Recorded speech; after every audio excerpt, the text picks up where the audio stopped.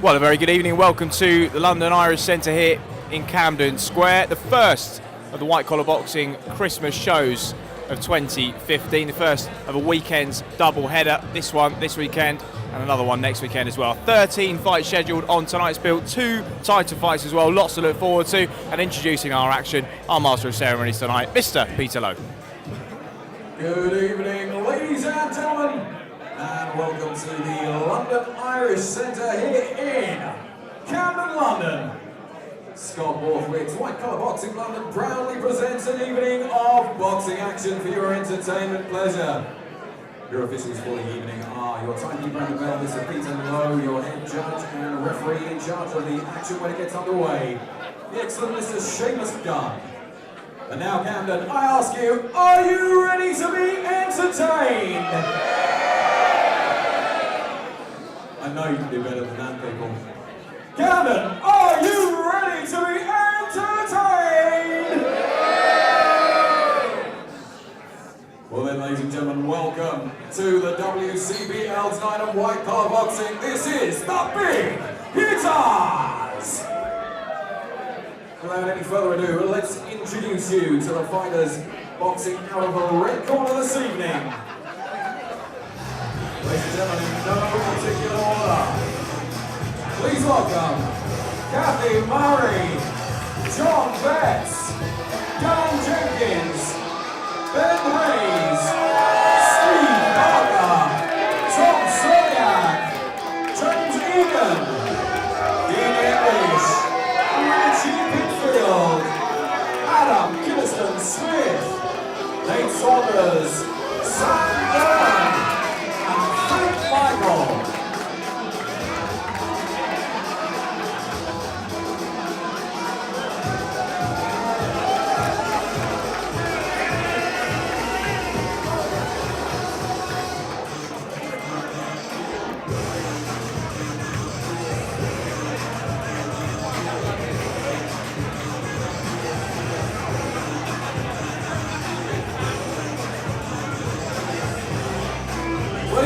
Make some noise as they leave the ring. One more time for Kathy Murray, John Betts, Dan Jenkins, Ben Hayes, Steve Parker, Tom Solilak, James Eagan, Dean English, Richie Pitfield, Adam Kinnison Smith, Nate Saunders, Sam Norman, Philip Michael.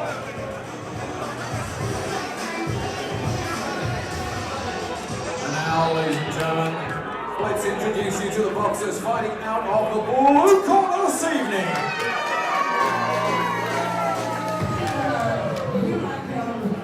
Please welcome to the ring in no particular order, Johnny Jabel.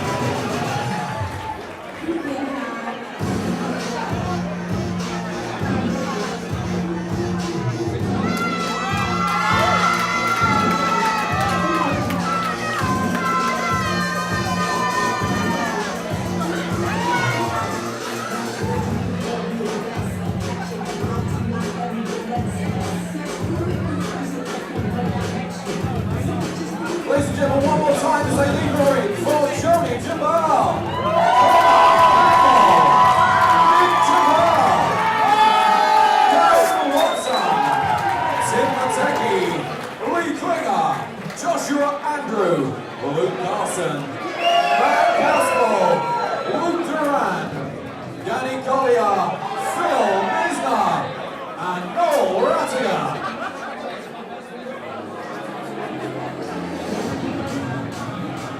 And now, ladies and gentlemen, for our first fight of the evening, please give a warm welcome to the red corner from Great Yarmouth, Kathy Murray.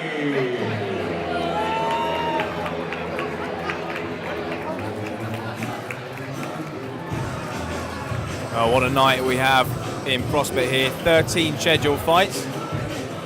First of a double header, the Christmas edition of White Collar Boxing London.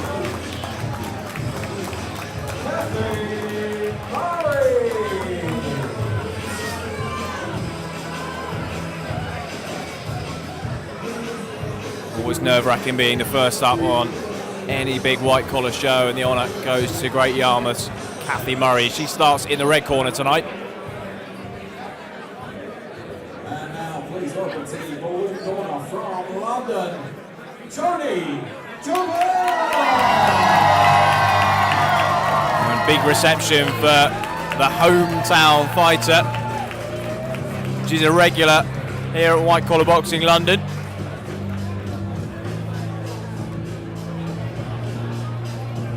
Brought a good crowd down with her as well. Joni Jabal, she starts in the blue corner tonight.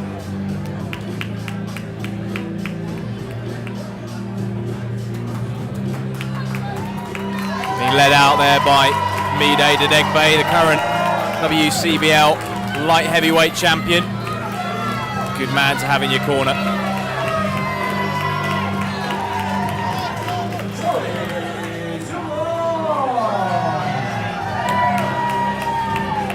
Some anticipation, a bit of nerves there as well, but she'll be confident. Knows what she can do in the ring. Ladies and gentlemen, this WCBL rules take place over 3 2-minute rounds. Introducing to you firstly, fighting out of the red corner. She comes from Great Yarmouth. Please welcome Kathy Murray.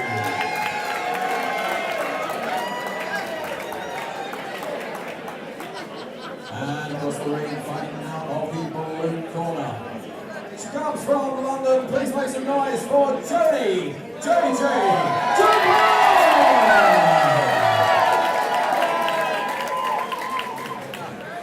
The referee Seamus Dunn there, bringing the boxers to the middle for their final instructions. First fight of the evening. 3 2-minute rounds. Murray in the red corner. Jabal in the blue.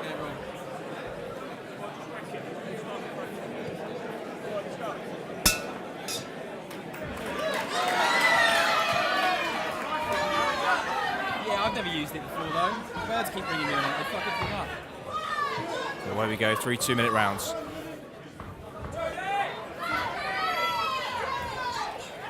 Jabal measuring her distance early. No one landed anything clinical in the first 25 seconds. Jab, of course, the important measuring stick, and Jabal landed a nice right hand off the back of it, then another, then goes to the body. This is a good start from the lady in the blue corner. Murray looking calm, looking focused, not overwhelmed. She just momentarily switched southpaw then.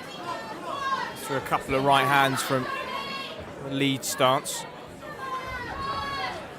It's Jabal, this opening minute or so, better footwork, a bit more lateral movement. Just looks a little bit more well schooled. Just narrowly misses with the right hand there.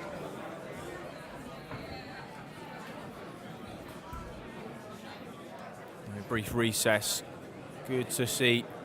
Nice competent start from both ladies. Jabal using that jab to measure her distance. Keep the range of her opponent up, and it was as simple as a necklace that needed removing. All the small things, eh?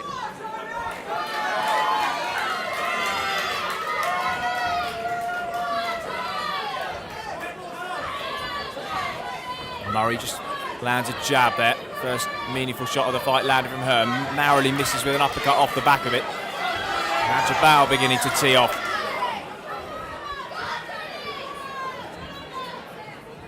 Jabal the busier of the two, and we know that she's got the fitness to maintain that for the duration. You see the way she's dipping her shoulders and bobbing and weaving into range. That's a nice long right hand for her there. Murray was just momentarily trapped with her back to the ropes.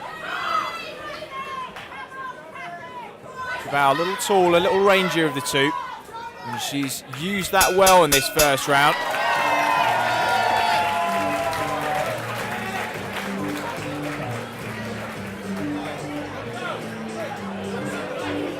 That was competent work, and Jabel's corner will be pleased with how she's performed. Murray, perhaps taking a little longer to warm to the task, but the lady in front of her moves very well. Quick hands and technically good too. Can she find a way to stamp her own mark in the second round? Remember, all of the white collar bouts you will see take place over 3 2-minute rounds, apart from scheduled title bouts, which are 4 2-minute rounds. Those taking place tonight. Richard Pitfield and Matt Caspell, they'll be battling out for, I believe, the light welter or the lightweight title. Lee Klinger and Tom Solilak will be battling it out for a WCBL title too, so lots to look forward to. But meanwhile, we're here, round number 2. Jabel and Murray.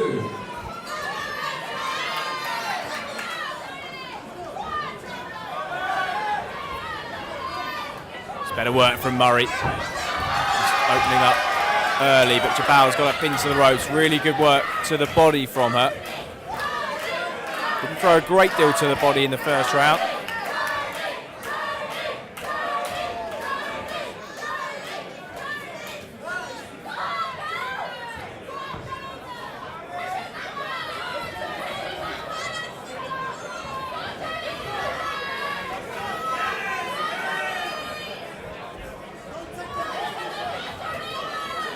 Again, Murray just switching stances, but Jabel, undeterred, comes in and opens up with a shoe shine on the inside. Nice long jab from Jabel too.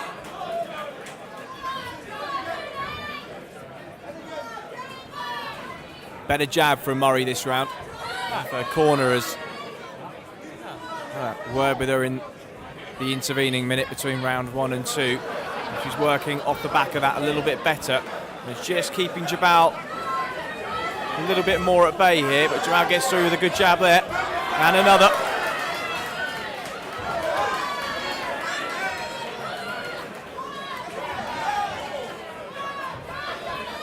Really good technical bout, this one. Both boxing behind, nice. Tight high guards. Both using the jab well. Nice one from Murray again there. Just a little bit more whack behind Jabel's jab though. Throwing it at long range, landing it with the arm extended. Oh, nice inside uppercut from Murray. Jabel took it well though. 10-second clapper goes, and Jabel really putting some pressure on the lady in the red corner. Really heating up nicely this one.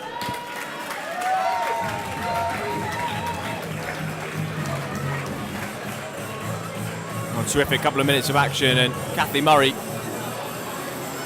worked her way back into it, much more active, really got her jab going there, able to find her range more easily than she was in the first round, although Joni Jabel was more than equal to it, really opening up, good body work, managing to sort of push her back onto the ropes and open up on the inside too, so really entertaining one this. Jabel, I think, probably edging this one at the moment as we go into round number 3. Kathy Murray will know that she has got a bit of work to do. Corner, 10 seconds.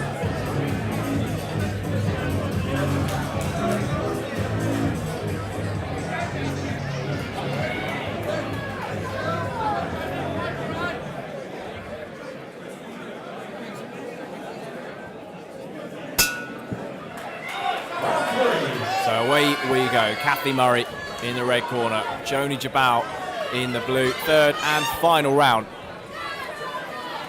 Murray with her back in the corner. Nice lead right hand from her, but Jabel keeping the pressure on. She's cutting off the ring really nicely, just mirroring the footwork of Murray, who just switches stances again, popping out that southpaw jab. And Murray unfazed by these periods of pressure, and one thing you can say is while Jabel has poured the pressure on at times and thrown some aggressive flurries, Murray has dealt with them well, and she's looked composed throughout. Hasn't been bothered by the power, not being deterred by a snappy jab from Jabel. That's better work. Jabel narrowly missed, or perhaps she connected there. Hard to tell from this angle.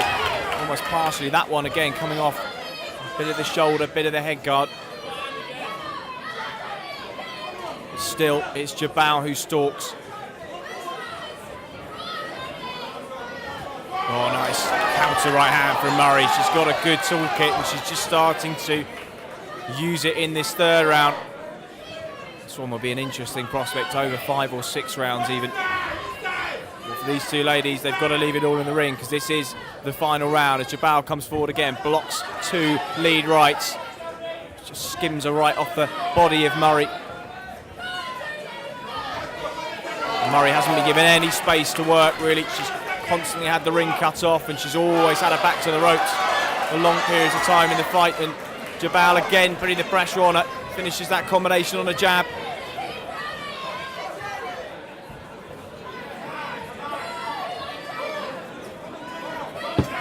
I think perhaps the difference really in this has been the reach advantage of Jabel, just a little bit sharper with the jab in the early rounds. But Murray has really come back into this one. Nice counter shots from her. And there'll be a lot of respect between these two. Really interesting fight. And we do go to the judges' scorecards. Of course, if you are watching this at home, you want to find out more, you can head to the website www.whitecollarboxinglondon.com, Facebook at White Collar Boxing London, and on Twitter WCB London as well. We'd love to hear from you.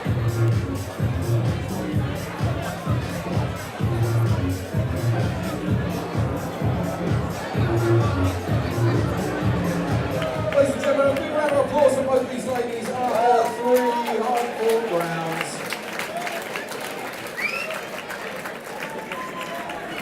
And after those 3 rounds of action, the referee adjusts Mr. Samuels down and scored this contest 30 points to 28 points in favour of your winner. Fighting out of the blue corner,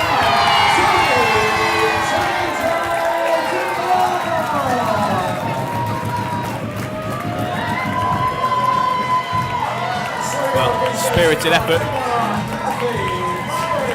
The crowd showing their appreciation for Joni Jabel. It was a spirited effort by Kathy Murray. Perhaps experience was the difference on the night. What a worthy opponent she was. Joni Jabel, another win for her in White Collar Boxing London. Another hard training camp done, and she'll be relieved to go away and enjoy the Christmas break, and I'm sure we'll see her again next year. And now for our next bout of the evening, please welcome to the red corner from Bristol, John Jenkins.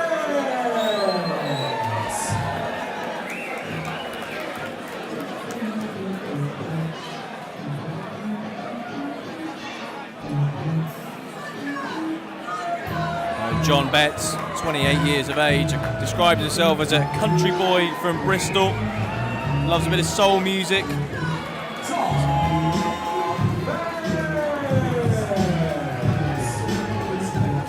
He says here, writes code by day, crushes bones by night. Well, we'll see about that.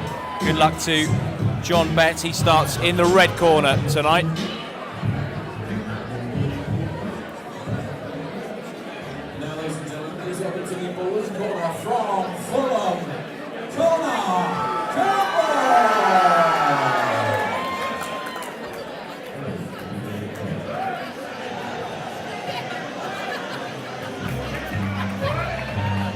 Many of the boxers you will see tonight are debutantes.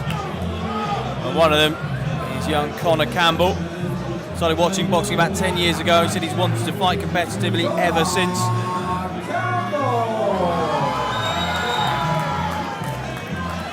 And tonight is his opportunity. Sure, there'll be more than just a bit of anticipatory anxiety in there, but good luck to him.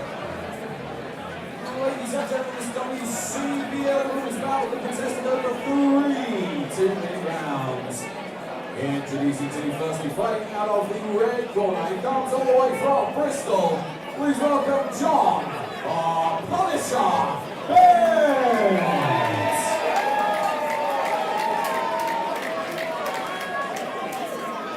And across the ring, fighting out of the blue corner.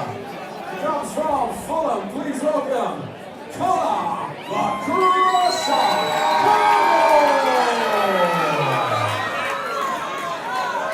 Referee giving his final instructions. 3 2-minute rounds as always.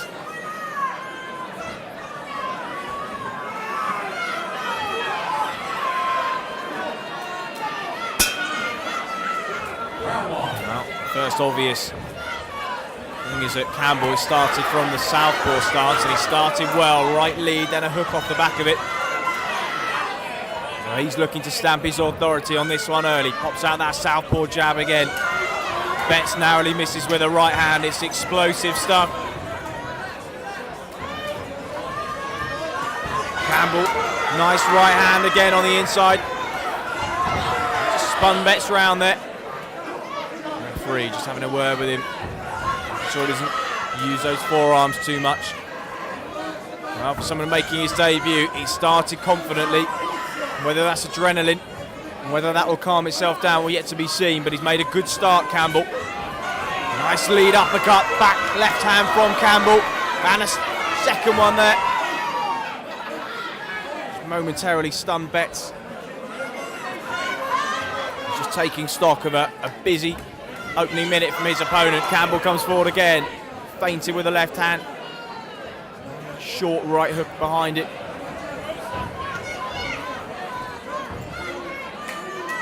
Campbell, the thicker set of the two men, perhaps the physically more imposing, and well, he's used it on the inside exchanges. Nice long left from him, and that hurt Betts, who now backpedals. That's as good as a debut round as you could want from young Conor Campbell. He smiles, bangs the gloves together, puts a left hand into the midsection of Betts. Really confident stuff from the man in the blue corner. Betts looking almost a bit bewildered by this. Comes in with a tentative jab, fails to extend it.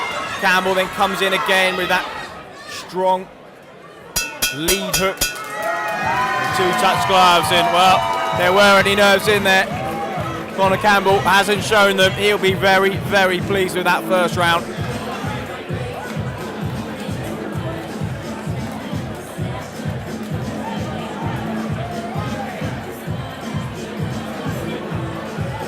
Whether such a strong start will have dented the confidence of John Betts in his opening couple of minutes. Can he regain his composure? He was hurt on a couple of occasions, not badly, but enough to make him think and enough to make him a little bit tentative about throwing his own lead jab as that round progressed. How much more pressure can Conor Campbell pile on? Of course, we don't know anything about him, we don't know much about his fitness and how he fights over 3. Looks pretty calm, pretty confident, and look out of breath in there. Oh, the second of 3 rounds. Betts in the red corner, Campbell in the blue.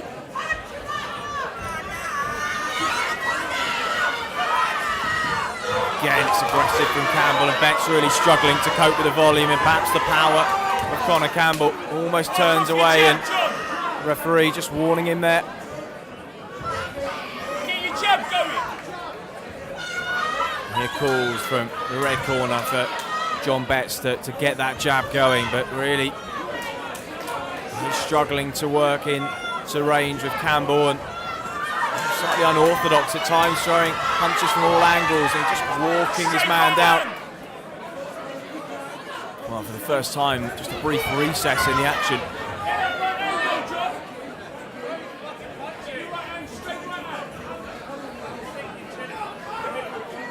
Campbell taking his time now. A little bit better from Betts, but needs a short right hand in return.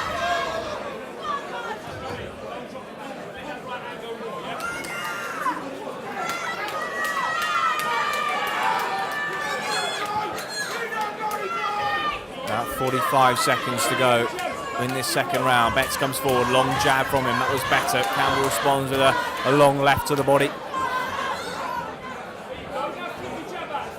Always awkward facing a southpaw, just not many of them around, and well, Campbell is posing all sorts of problems for John Betts. Lands a couple of heavy shots and that hurt him again. Comes forward again, just misses with a long telegraph, lunging left, and Betts smiles at him. He may have caught me twice, but going to hit me from that far away. 10-second clapper goes. Campbell lead left and then right off the back of it. Another good round for the debutant in the blue corner.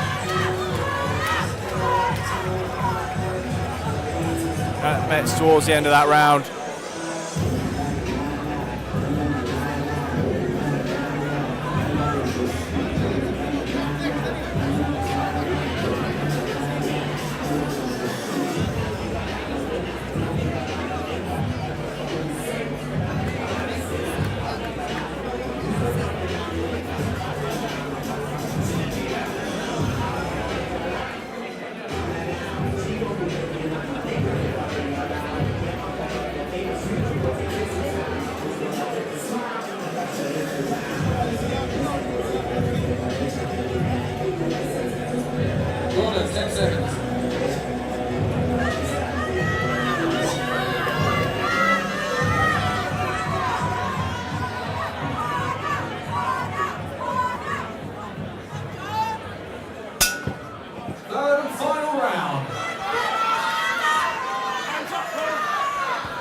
Round number 3, John Betts in the red corner, got a bit of work to do.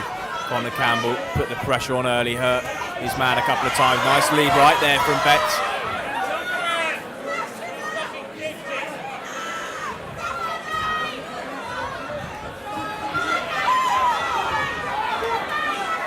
Yeah, it's difficult to tell whether Campbell's going to throw upstairs and downstairs. Just dips that head in before he throws and almost disguises that punch that comes in, and as we said before, it is difficult facing somebody from the southpaw stance. The angles are all different, everything comes at you. A mirror image of what you're used to. There just isn't much southpaw sparring around, so John Betts perhaps struggling to cope with this. Campbell now piling on the pressure in the corner. The referee having a close look at him, but he's battled his way out, re-establishes the centre of the ring. That's good head movement from Campbell just to avoid that right hand from him.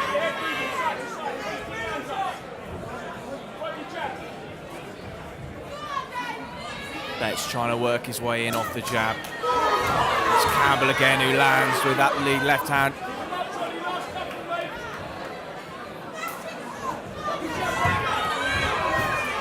Around about 30 seconds to go in this third and final round. Betts has got to pull something out of the bag here. Campbell has been dominant throughout.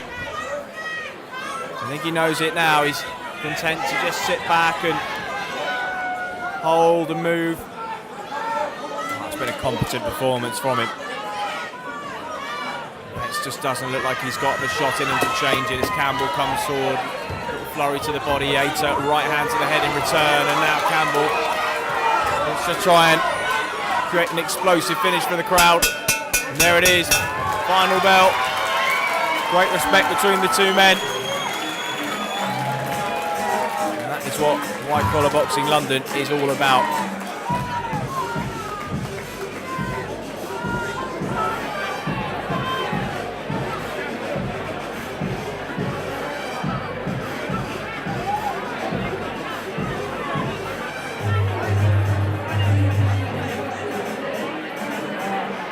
Ladies and gentlemen, a big round of applause for both of these men after 3 hardcore rounds of action.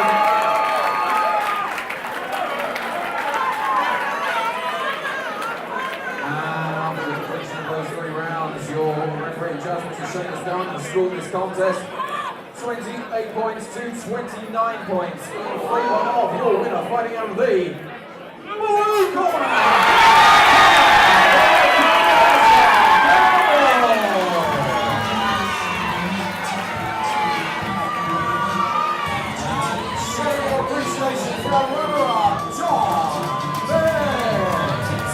Well, some steely resolve shown from John Betts, but really a perfect debut from Connor Campbell. He'd have been thinking about this for weeks and playing it over and over in his mind, and this would have been the absolute perfect scenario for him. 3 competent rounds, and with that, I certainly will be seeing him again. So congratulations to Connor Campbell, second winner of the night. And now, ladies and gentlemen, round next battle welcome to the red corner from Chingford, Dan Jenkins.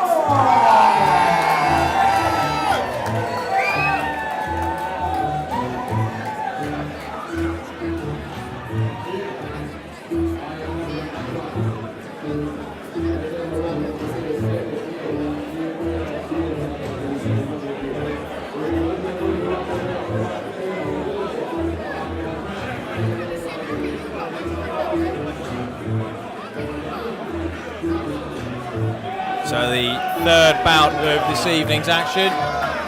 Going out to the ring in the blue corner. It's Nick Jabel.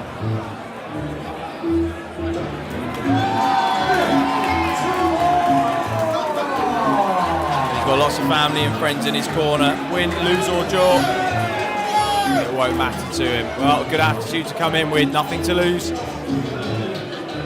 Make for a dangerous opponent. Ladies and gentlemen, this white-collar boxing London rules bout will be contested over 3 2-minute rounds. Introducing to you firstly, fighting out of the red corner. Ladies and gentlemen, he's from Chingford. Please welcome Dan Frizz Jenkins.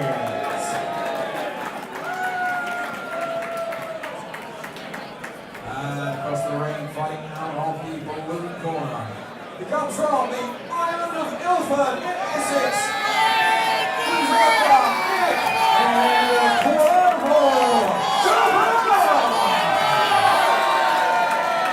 So 3 2-minute rounds. Nick Jabel, the brother of Joni Jabel, first victor of the night this evening. And Dan the Frizz Jenkins in the red corner. Has boxed on the show before. Wasn't really tested perhaps to the ends of his ability. Would have liked to have seen a little bit more from him. Perhaps Nick Jabel can bring out the best in him. So 3 2-minute rounds. Jenkins in the red corner, Jabel in the blue. Referee Seamus Dunn says box. Jenkins has got good footwork for a big man. Throws a nice counter right hand. So Jabel will want to watch the jab as he throws it to bring it back.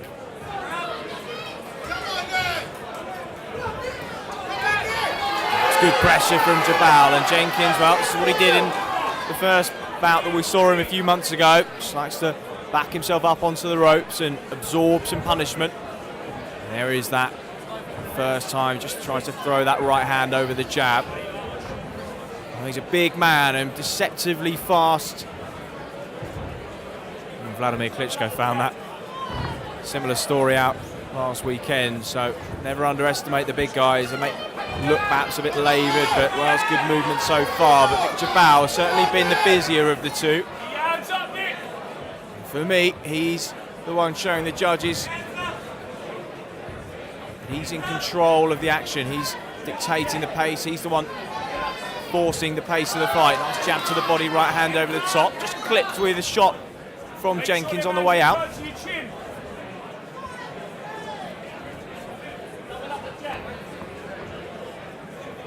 Not so much a criticism of Jenkins. He's an exceptionally good defensive fighter. Likes to work on the back foot. Moves backwards well, covers up well. Moves his head exceptionally well. Perhaps the one minor criticism, he doesn't quite throw enough sometimes, so.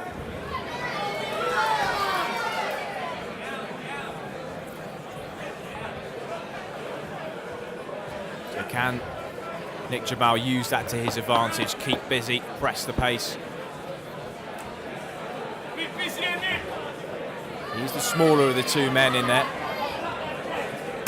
Can be a little bit disconcerting when you've got someone that has got such a long-rangey jab and is prone to a good counter punch. But for me, Nick Jabel did enough to win that first round. We'll see how the judges saw it.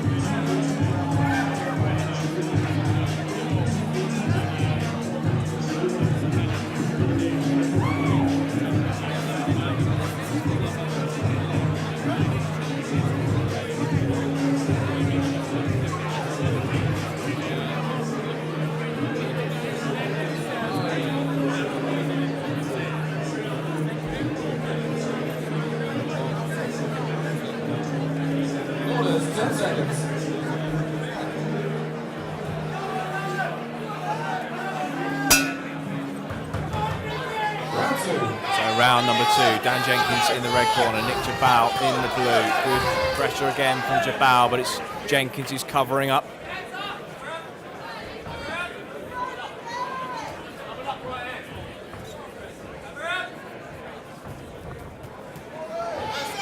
It's a combination from Jabel.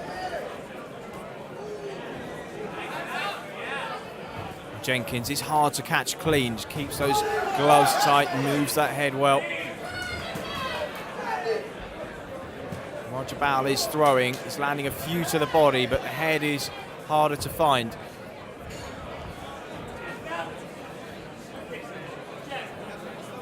This jab from Jenkins there. But again, only throwing singles really. Don't see a great deal of combinations from him. More of a single shot man and pot shots, counter punches.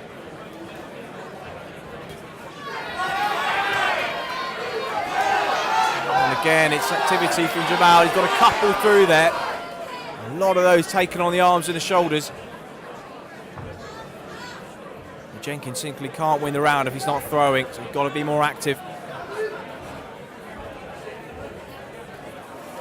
Nice jab from him there.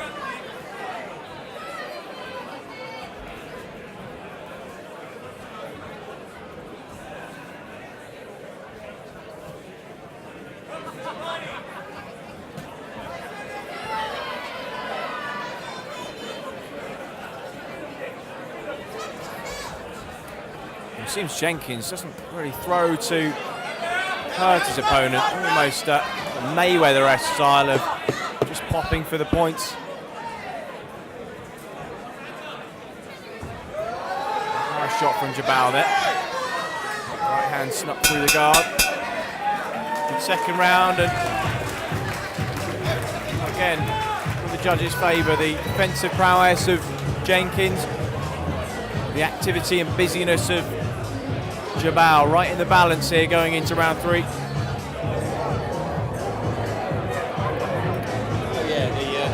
the title fight, Scott said welter and lightweight. Brilliant.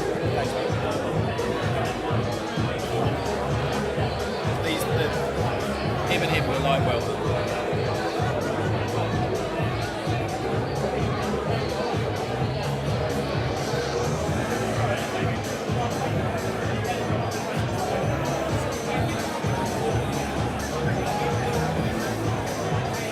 Corners, 10 seconds.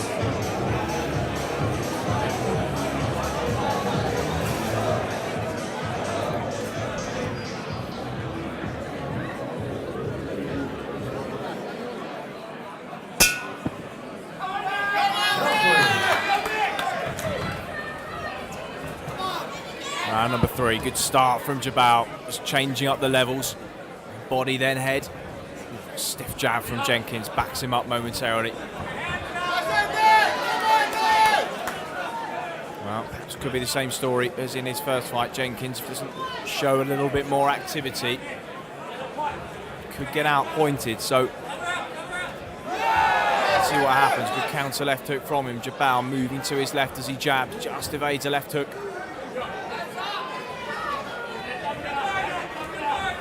better from Jenkins, double jabbing and then hooking. Jabel with good work to the body. Muscling Jenkins up to the ropes, and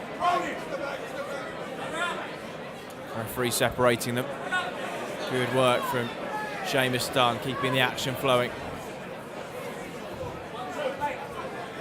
Triple jab there from Jabel. Still working. Good fitness from him. He's got a high output from start to finish as we venture into the final minute of this third round.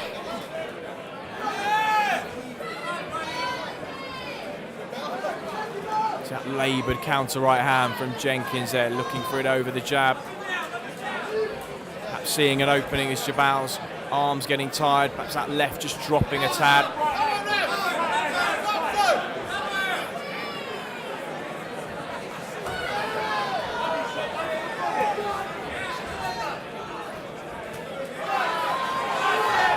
Really nice technical boxing from both men. 10-second clapper sounds. Jenkins comes forward with a double jab, just slips out of the way of the oncoming right from Jabel. Still throwing the man in the blue corner. Great finish. And there we are.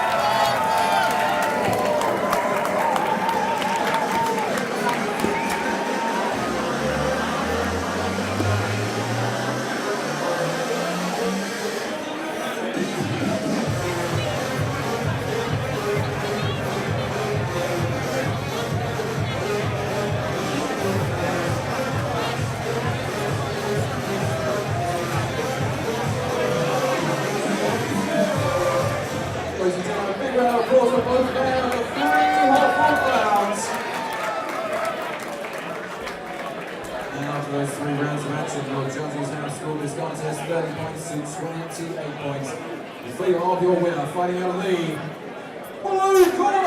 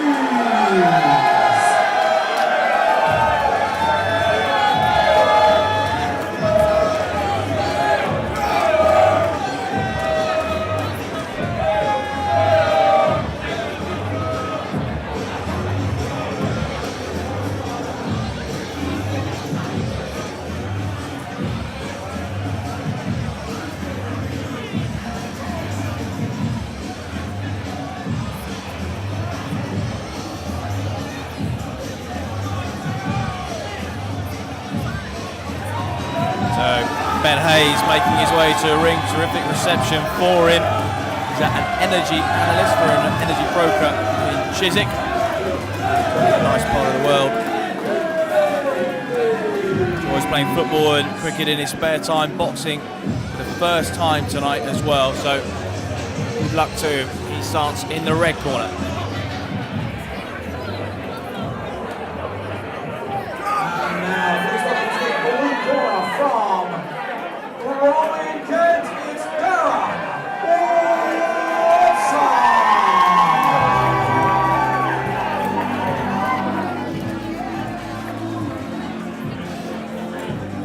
Waitson, this is his second white collar boxing London contest, following a points win back in March, the first show of 2015. Can he close out the year with a win as well? Raising money for a great cause, young lad called Charlie Bolton, who was diagnosed with spinal muscular atrophy type 2, so a genetic condition causes muscle weakness and progressive loss of movement. So terrific seeing him in the ring for a second time, and even better to know for such a good cause. So best of luck, Darren Waitson, as he enters the ring in the blue corner tonight.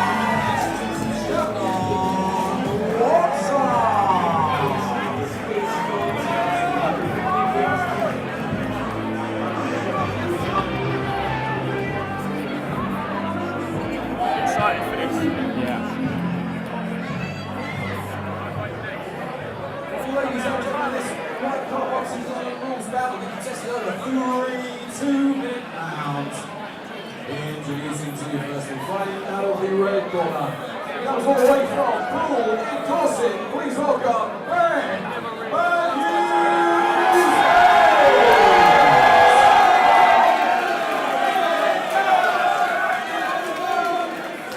across the ring, fighting out of the blue corner. He's found firmly intent. Please welcome Durant.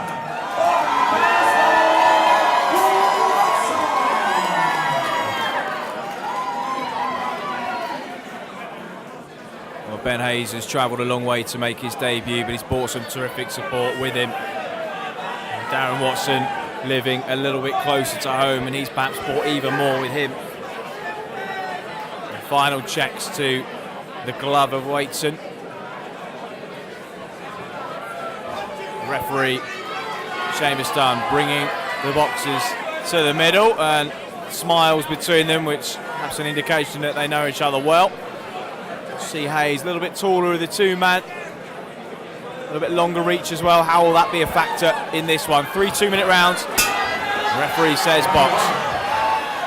Hayes in the red corner, Waitson in the blue.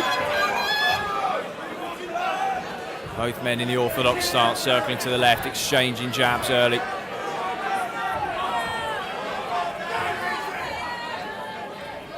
Get moving side to side.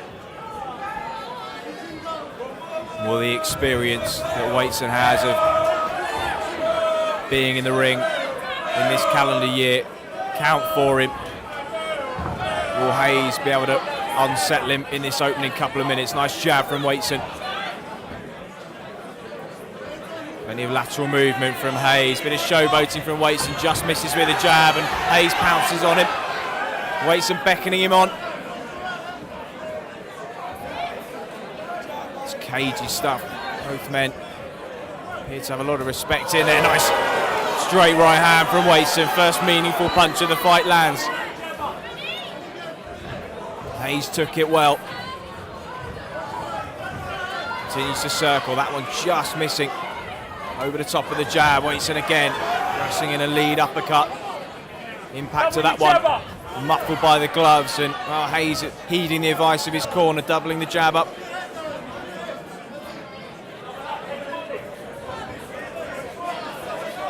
Well, Waitson was beckoning him on a minute or so ago. He's been forced to chase this one. Hayes content to wait on the outside. Trying to make Waitson miss, and he catches him there. Wasn't able to get out of the way of that one. And a third lands. 3 big rights in this round for Waitson.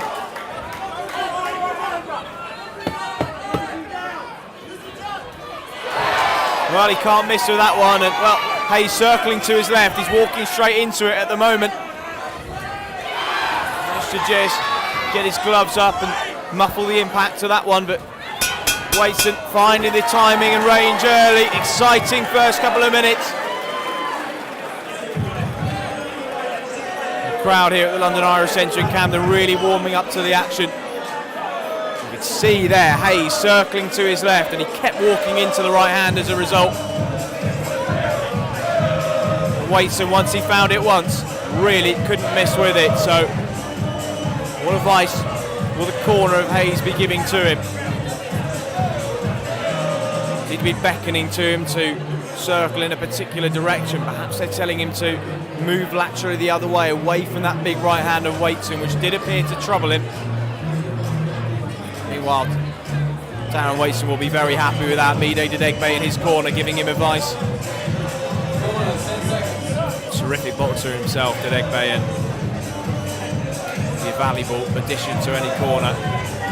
So, really exciting one in prospect here. Round 2 of 3. Darren Waitson in the blue, Ben Hayes in the red.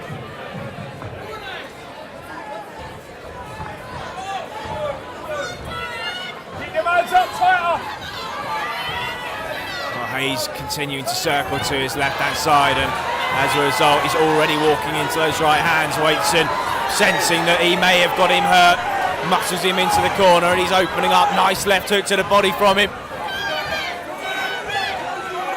Terrific performance from Darren Waitson thus far. Stiff jab comes from him. Hayes on his bike once more. Come forward, Ben!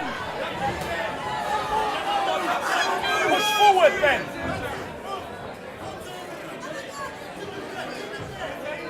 Waitson really oozing confidence in there.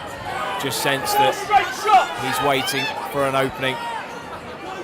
And then he'll unleash one of those big combinations that we saw just a few moments ago. Has Hayes got an answer to this?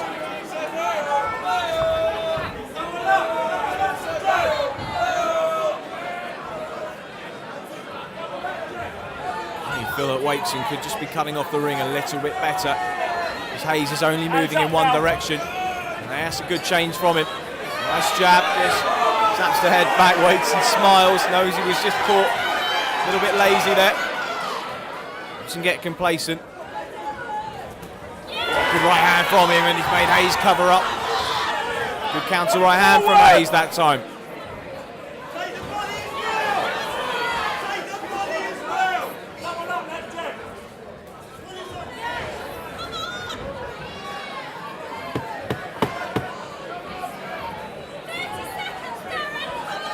Left hook to the body from Waitson, narrowly missed, and he smiled at Hayes. You have to favour the work of Waitson there again. He was the more active man, he was the one forcing the action. Hayes got a lot of work to do. His final 2 minutes.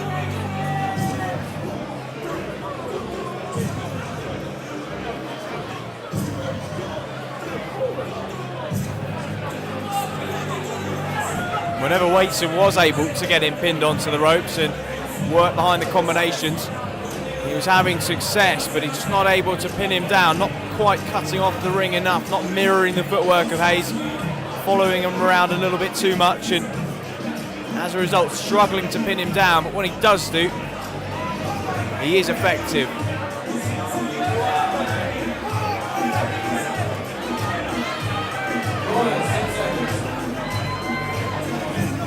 Will the legs of Hayes slow down? Will Waitson be able to pin him in one place for long enough to cause some damage? Exciting prospect. Final 2 minutes.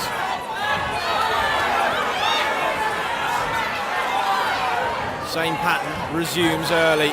Waitson putting even more pressure though. Lovely right hand, and that one shook the legs of Ben Hayes. Down he went. He walked straight into it. Just saw the head snap from left to right. The referee counts him out. He cannot get back to his feet. Super stoppage from Darren Waitson. And that is a really good scene to see. The two men arm in arm, celebrating together. One more time, a big round of applause for both of these men.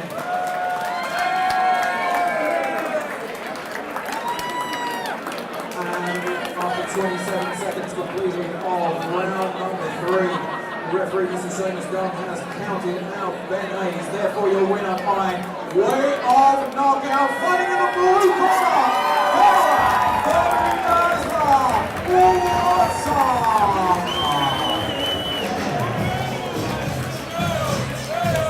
Well, friends before and friends afterwards. Darren Waitson and Ben Hayes.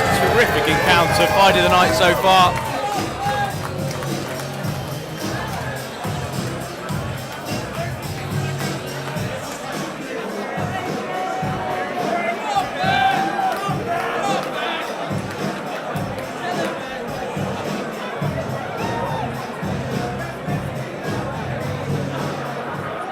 ladies and gentlemen, for our next bout of the evening, please welcome first into the red corner, from Orpington, Steve Parker!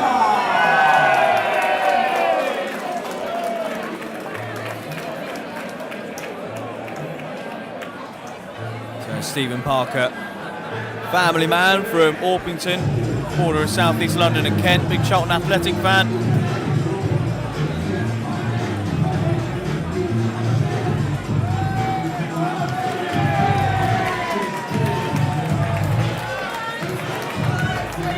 Terrific action we've seen tonight. If you want to find out a little bit more, tweet us. Tweet us at WCB London. Facebook, White Collar Boxing London, and of course head to the website www.whitecollarboxinglondon.com. And please welcome to the blue corner from Telford, Tim Mctecky!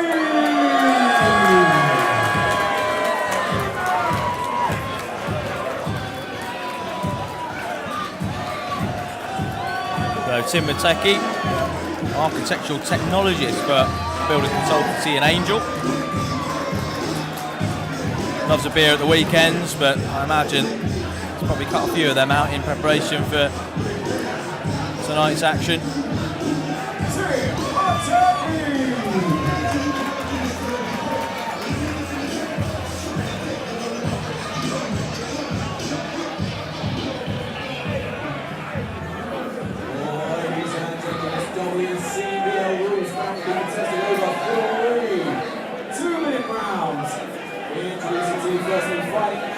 The red corner, he's from Orpington, Kent. Please welcome Steve Parker!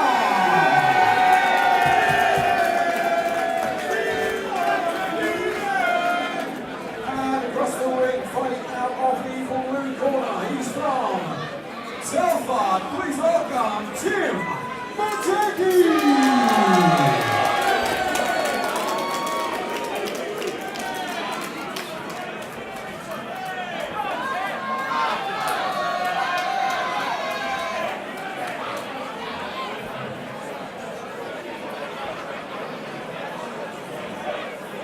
Stephen Parker in the red corner, Tim Mctecky in the blue. 3 2-minute rounds.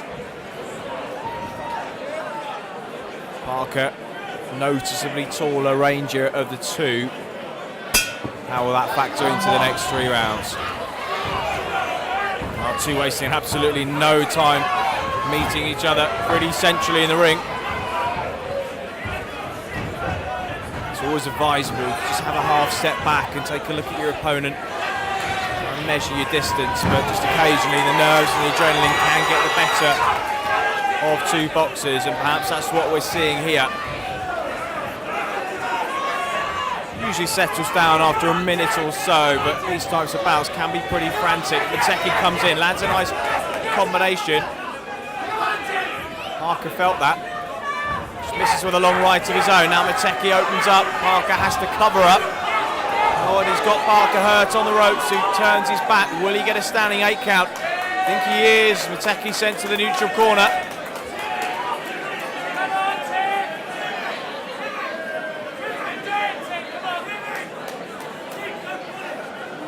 A little bit of blood coming from the nose of Parker already. Quite sure what's happening here. Referee just having a word with both men.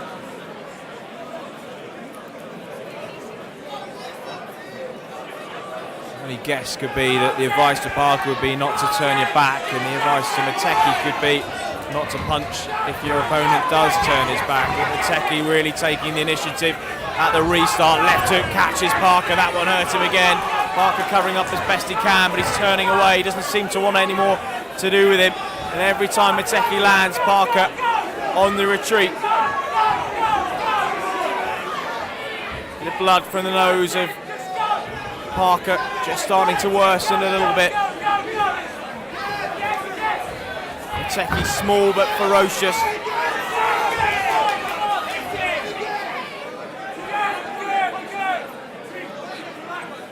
Parker desperately looking towards the referee. So he's having some problems with his head guard, but Perhaps it's tactics to try and get a bit of a breather. Has been a frantic pace in there, and he's been on the receiving end of some fast and furious combinations from Tim Mctecky, who is using the opportunity to have a breather of his own.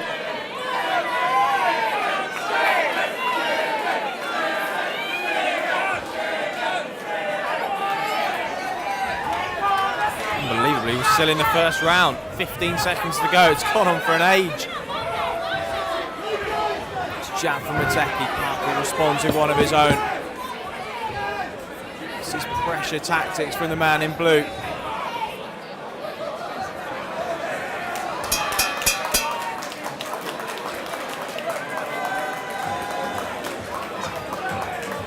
Parker going down with, appears to be injury to his left arm. I don't know whether he was hit on the arm or not, but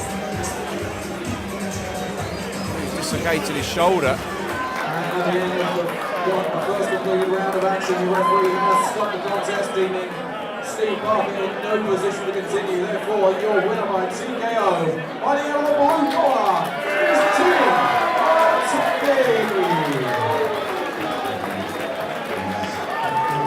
so your appreciation for around Steve Parker.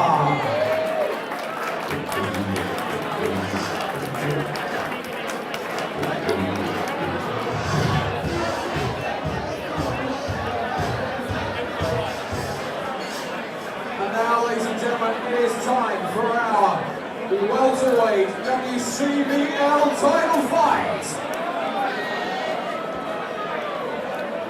So please welcome to the red corner all the way from originally in France, Tom Solilak!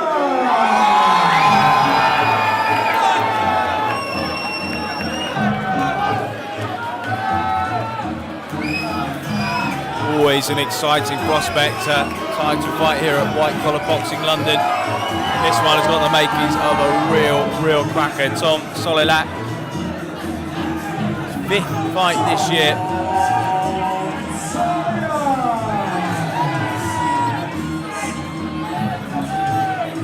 Very competent in the ring, this young man. And, well, he's going to have to be tonight.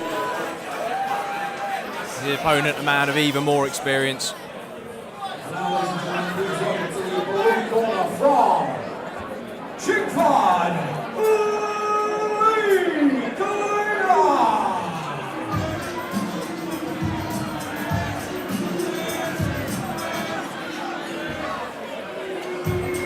Well, you can almost consider this man a veteran on the white collar circuit, and I say that not in terms of age, but certainly in terms of experience. I've seen him develop really well over the last 3.5 years or so, since I've been watching him at least. And well, long arms, got a terrific jab, good power in the shots, and he's aggressive too. Someone who's progressed leaps and bounds. I believe he currently holds a White Collar Boxing London belt. contested over 4 two-minute rounds for the WCBL welterweight title. Introducing to you firstly, fighting out of the red corner from originally in France. Please welcome Tom Solilak.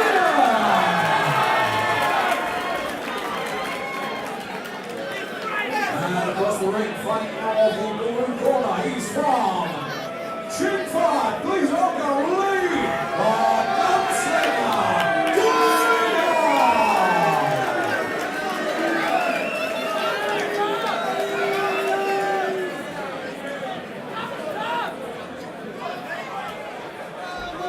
So referee Seamus Dunn will bring these two experienced white collar boxers to the centre. 4 two-minute rounds, WCBL title on the line. Tom Solilak, the Frenchman, in the red corner. Lee Klinger, experienced white collar boxer, in the blue. Already a title holder. Klinger starting fast. Solilak, if he knows anything about Klinger, which I'm sure he does, will know this man, he likes to box on the back foot. He likes to keep things long, and so Solilak will have to put pressure on him. And that seems to be the game plan. Narrowly misses with the right hand, Solilak. Some unorthodox positioning from Solilak. The arms move around and that makes it hard to judge where the punches are coming from and when. Klinger likes to stick behind that long jab. Some real whack behind it too.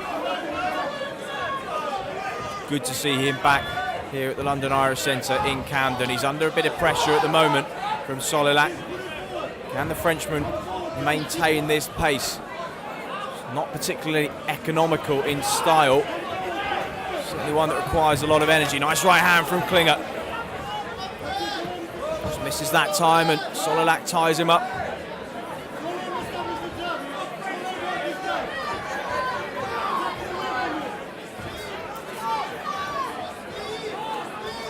Long left hook from Klinger. Again, Solilak just trying to walk through those shots, trying to impose himself. Minute 30 of this first round down, so it's gone pretty quickly.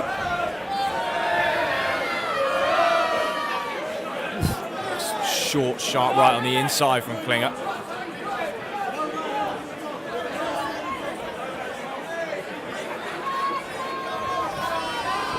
Klinger landed with a long left hook, just narrowly missed with the right. Good finish from the man in blue. Ooh, just a little bit ragged from Klinger there. Solilak has had him under pressure in those final seconds of the first round. Wasted no time getting to know each other.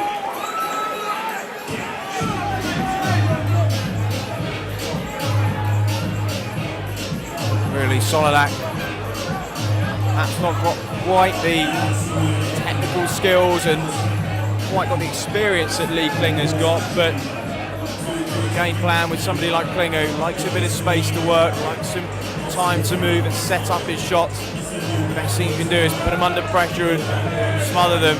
It's crude but effective stuff from Solilak, and well, how can Klinger adjust to this? Got plenty of time to do so, still 3 rounds to go. See him getting advice from his corner there. He struggled with fitness in his early days, but really worked hard to get up to scratch.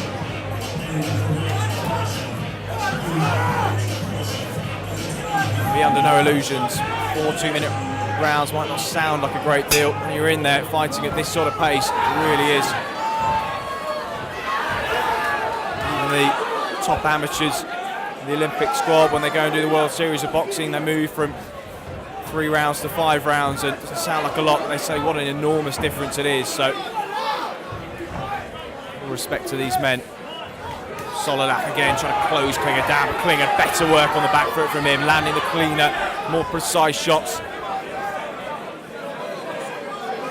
And that sort of exchange, easy to score. Klinger banging in that right hand. Just see the head of Solilak snapping back. Has that deterred him, the Frenchman? This is with a long left hand. Klinger now on the front foot, backing him onto the ropes. And, oh, goodness me, the mouth guard of Klinger just came out there, and Solilak, well, he glanced the right hand off the chin. And lucky that he wasn't stepped a couple of inches forward further into it, because that could have really been a painful one. No malice intended at all. So Klinger, mouthpiece back in, and they're ready to go.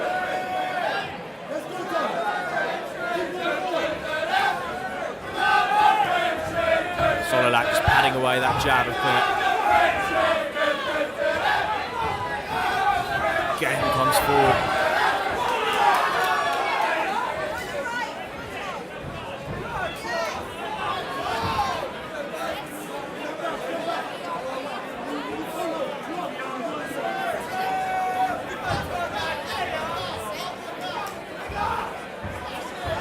Again, Klinger just perhaps struggling a little bit to keep Solilak at bay. Is there enough power behind that jab? Solilak seems to be taking the shots well, and Klinger's landing that jab as Solilak walks forward. It's not stopping him in his tracks every single time.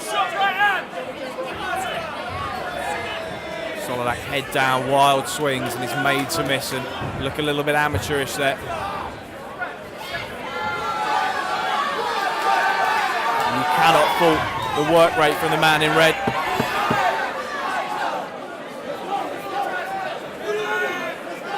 Cameraman nearly went for a little ride there. Right from Klinger, just caught on the way out. Got to keep those hands up as round 2 comes to a close. We're at the halfway point. Klinger breathing heavily in the blue corner.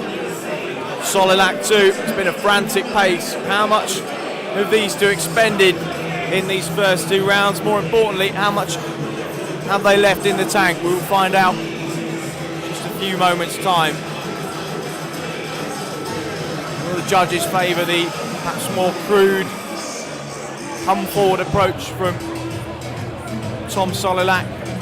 They favour more precise work of Lee Klinger.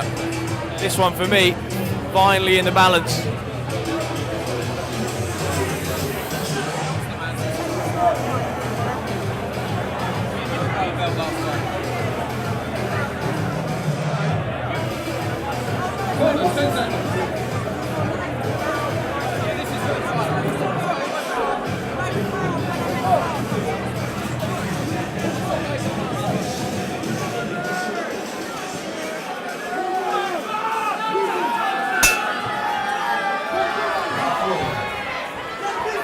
Third round, Klinger starts with a hook and a right hand.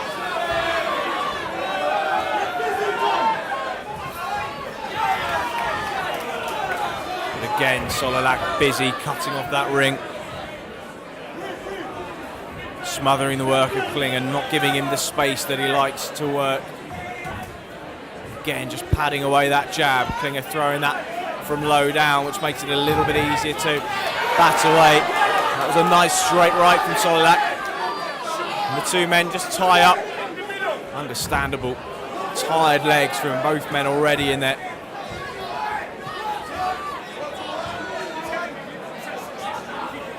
The added impetus of another belt for Klinger or Solilak, the victor of this. Of course, to one of these 2 men, the unenviable task of defending that belt sometime in 2016. And is Klinger starting to feel the pace of this one? He just holds on, readjusts the head guard, bites down on the mouthpiece, comes forward again.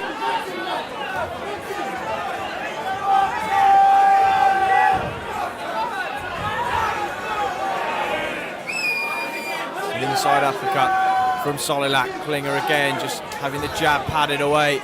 Long right hand, but it's laboured stuff from the man in blue. Solilak just leaning all over him, tactically astute on the inside, using perhaps a weight advantage. Trying to tire out Klinger, man who likes to move and work on the outside. The more he pushes and shoves and bowls him over, the more tired Klinger's getting.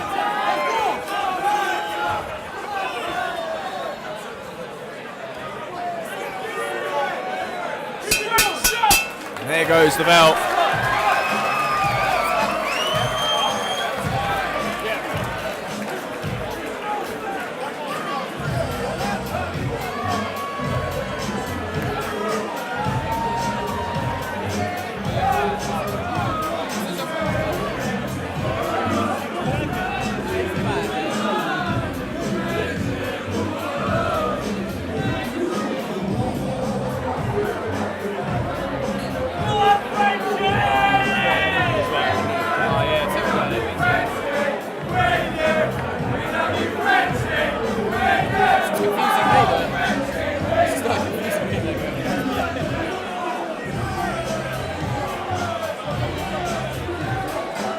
See Mide de Degbe, fellow Frenchman in the red corner,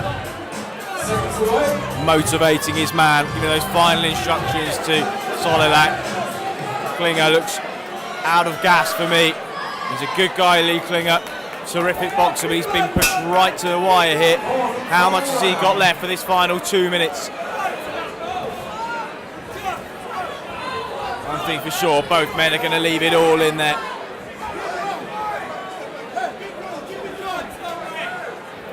Solilak just glancing momentarily to his corner, looking for advice. Just tidbits of information that he can take. Klinger perhaps knows he needs something special in this one. Tiredness etched all over his face and his body language, but he knows what's at stake, and he's not a man that likes to go quietly. Nice 1-2 landed from Solilak. Klinger hangs on.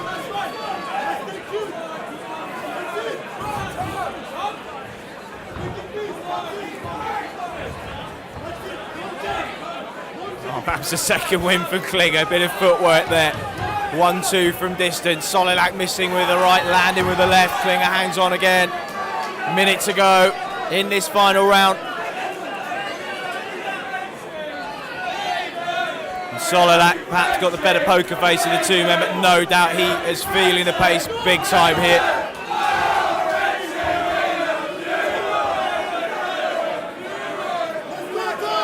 Referee Seamus Dunn separates them now.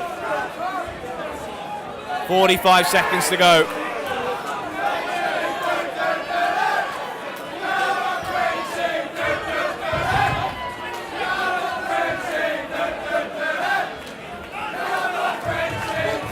It's tiring watching them. Lord knows what it feels like in there. Klinger missing with that left hook. Lands a nice right there. Solilak walks onto that one. A good shot from Klinger, 10 seconds to go. Can anybody produce something game-changing in these final moments? Klinger thumping that right hand in on the inside. There goes the final bell. My word, these two will sleep well tonight. Klinger labours back to his corner. Solilak does likewise, and one of these two men will be crowned White Collar Boxing London champion. Just a few moments' time, we will go to the judges' scorecards. Solilak receiving a terrific reception from the crowd. Didn't half put pressure on Klinger early in the fight. Klinger coped with it well for a time, but the work rate, the pace just started to get to him as we enter the second half of the fight. So who has taken this one?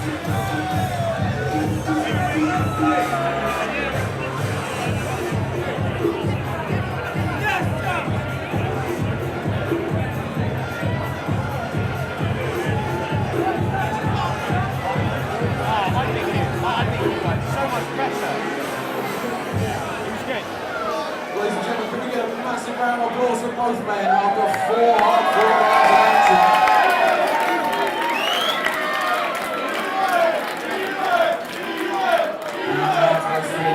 The referee has scored this contest 39 points to 38 points in favour of the winner, fighting out of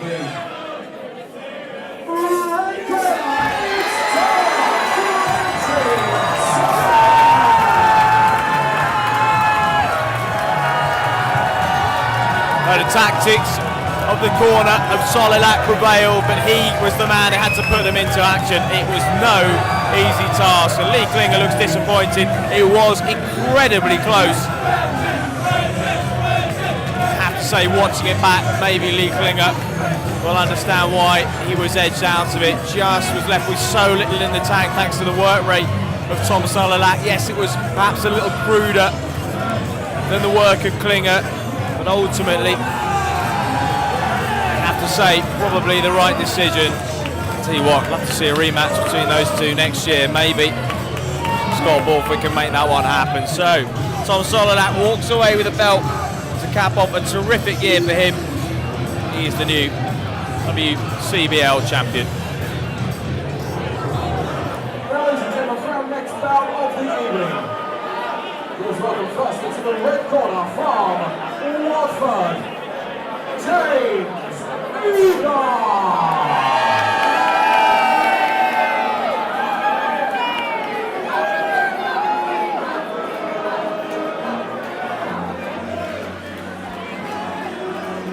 James Eagan coming out to all of the lights. The entrance music for current IBF welterweight champion Kell Brook.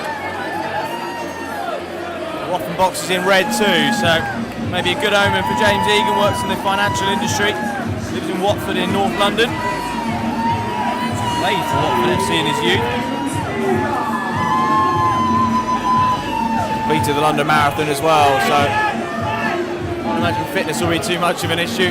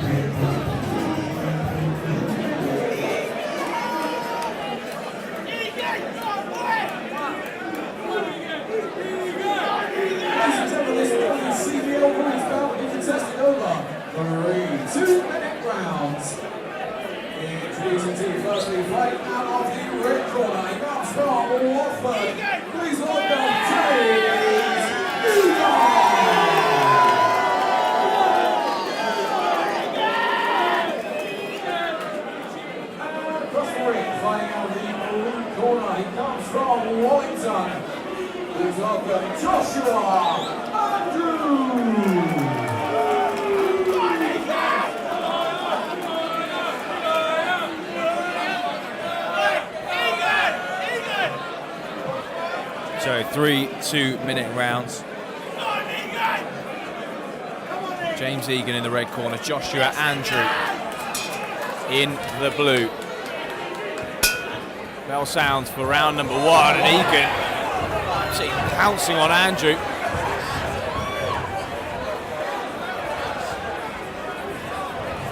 Andrew undeterred, good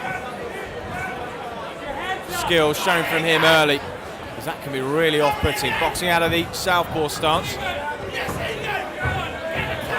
Eagan giving him very little space to work.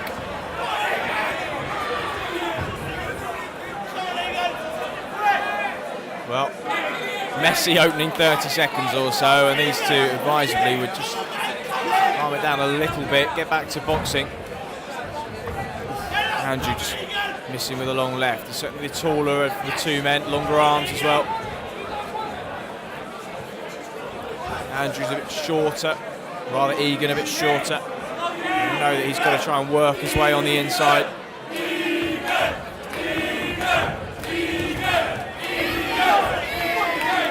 opening up, landing a couple of shots on the inside, but then Andrew responded in kind.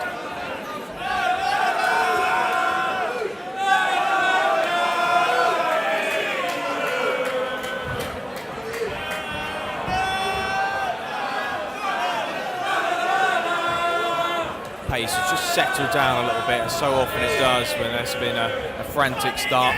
And about 40 seconds to go here in round number 1. Eagan still trying to work his way on the inside, but pace has settled down. Andrew just having to cover up. He's been caught a couple of times there. And struggling to keep this one at range, Joshua Andrew.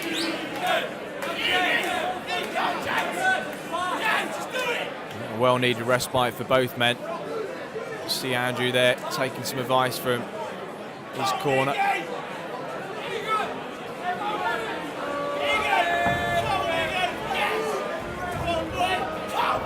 Eagan using strength to spin his man back onto the ropes. Hard one to score this, because there's been some messy exchanges in there. Both men have landed. Eagan really pressed the pace and forced the action at times, but scrappy opening first round.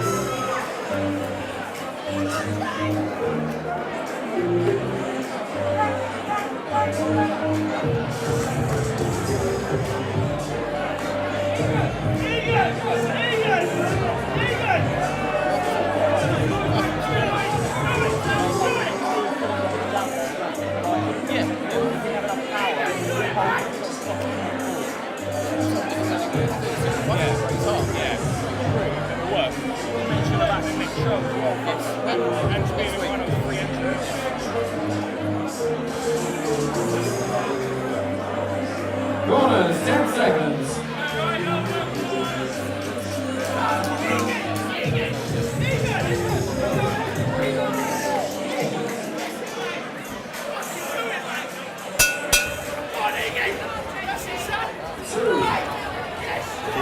landed a straight right hand, just rocked Joshua back onto his heels. And Andrew just hangs on. The second round starting in a similar vein to the first. Frantic and untidy. The two main adjectives you'd have to use. And the head guard of Eagan needing a bit of readjustment.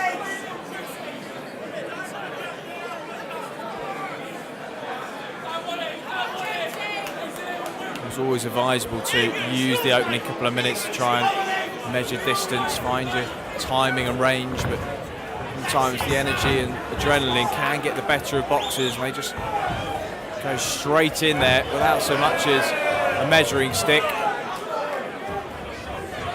More like a police baton, and these two just turning a little bit brawly in there, and Seamus Dunn, the referee, is going to have to be a little bit sterner with these two men. It's Andrew that's working behind that long southpaw jab. It's a little bit better from the man in blue. A nice couple of short lead right hooks on the inside too.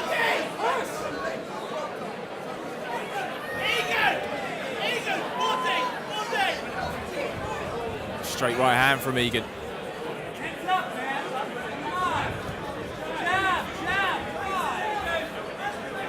Eagan just dropping those hands a little bit before he throws. Can Andrew take advantage of that? He was caught a little bit unawares there, Andrew. I think he felt that a natural break was in progress and was caught with his hands down. And yet again, more problems with the head guard or the glove of Eagan.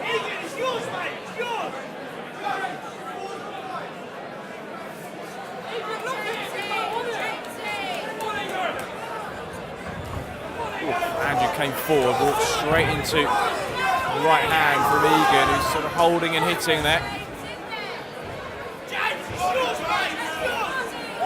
Nice right hand from Andrew. Calls from corner of Andrew to tidy things up. Good advice too. Ooh, 1-2 combination from Andrew. Joshua responds with Eagan rather, and then Andrew responds with the right hand. Goodness me, these two really just let technique and thought go out the window for periods of time in this, and just become a little bit of a melee in there. Not as easy as it looks when you see a good technical contest. The mark of two boxers who are able to keep their composure, think about what they're doing, and sometimes that can go out the window and instinct can take over, which is a little bit of what we're seeing in the ring here.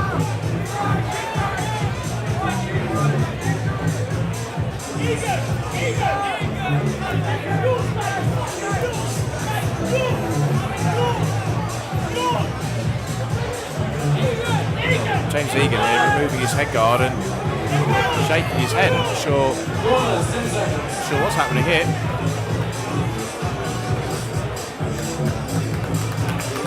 He doesn't fancy this. He's taking his gloves off. Well, this is interesting. Not sure what's happened here.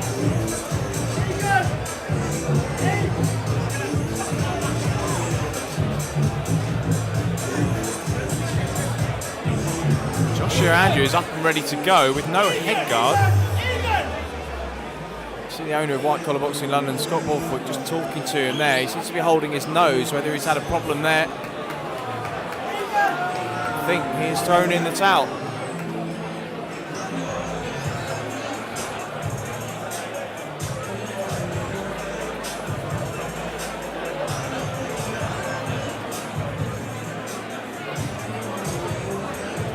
Referee Seamus Dunn can only leave it so long, really.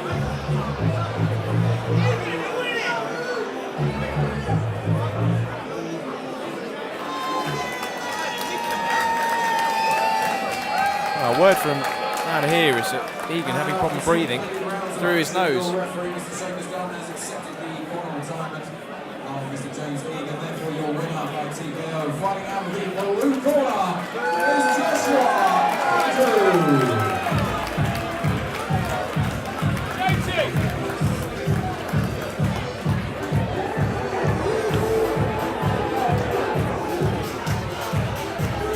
Oh, it will be interesting to find out what has happened there.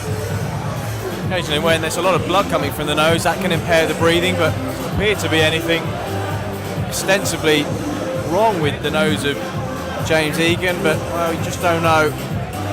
He's being checked over by our physicians ringside.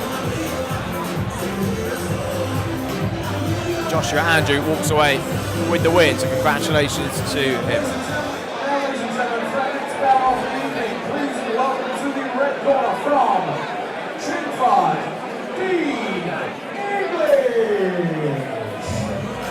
Well, another regular on the white collar boxing London circuit.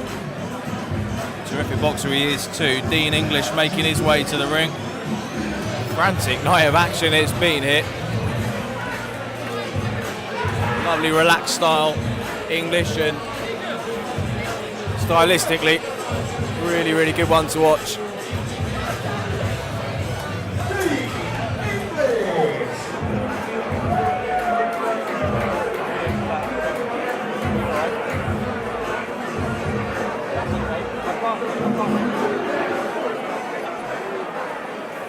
Please welcome to the blue corner from Belfast.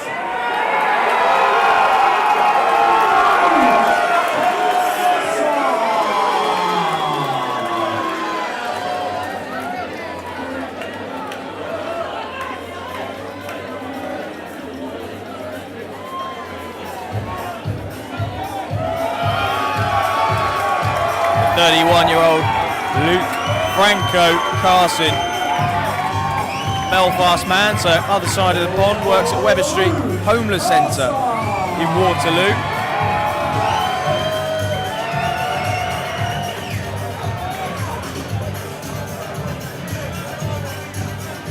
He loves football, rugby union, reading, painting, and a pint of Guinness, don't we all? Good luck to Luke Carson.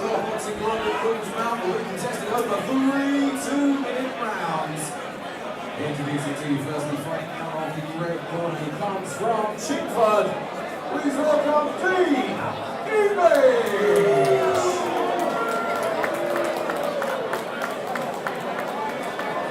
And across the ring, fighting out of the blue corner, he comes from Belfast.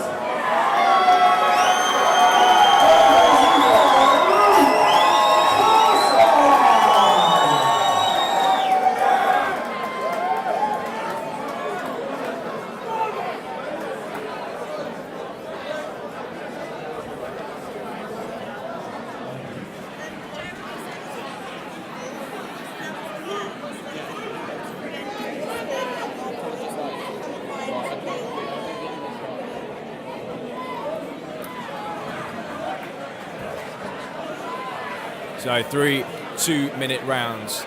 Dean English in the red corner, Luke Carson in the blue.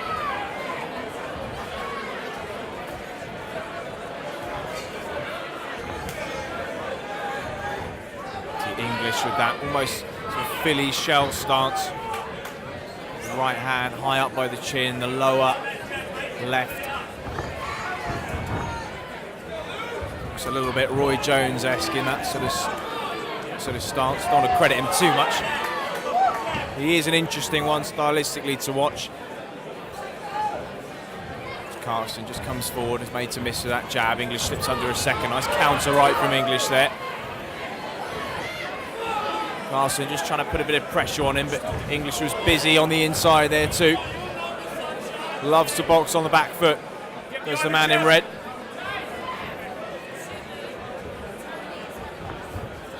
Nice head movement there from English again. Good timing, little short counter right hand from him.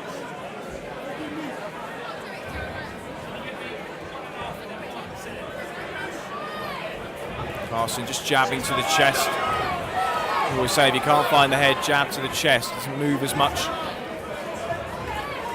The English is difficult to catch clean. Carson just caught him with a long left jab there, but hasn't had a great deal of success throwing to the head so far. And about 30 seconds to go in round number one. Nice right hook from English landed, then just popped a jab off the back of it. Slips out of the way of the oncoming attack from Carson. Jabs again. Good composed stuff from 15 English, boxing on the back foot, but boxing well, good timing and range. It's better from Carson. Double your jab up, Luke.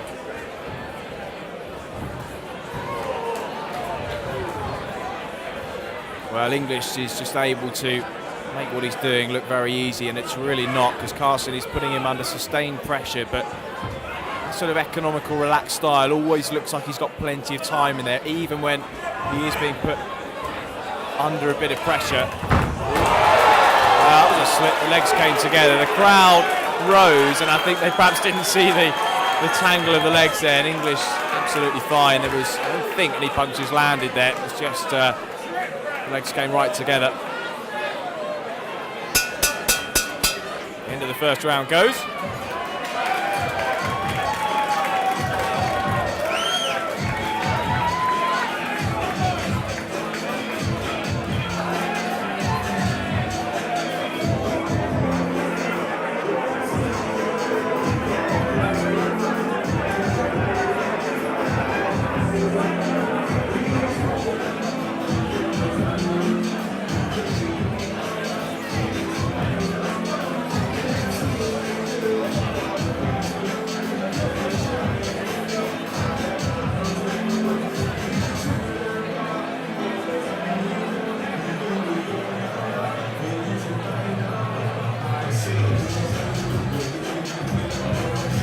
Well, difficult for Luke Carson, really. As a taller guy, used to perhaps chasing somebody around the ring, and being English does like to box on the back foot, make you miss, and well, nothing quite as disheartening as being made to miss.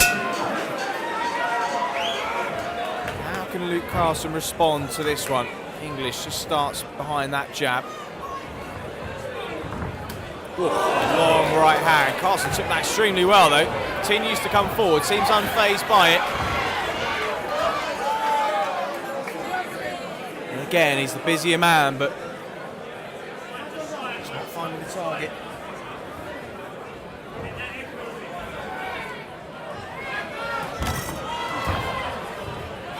One right from English again, short uppercut on the inside.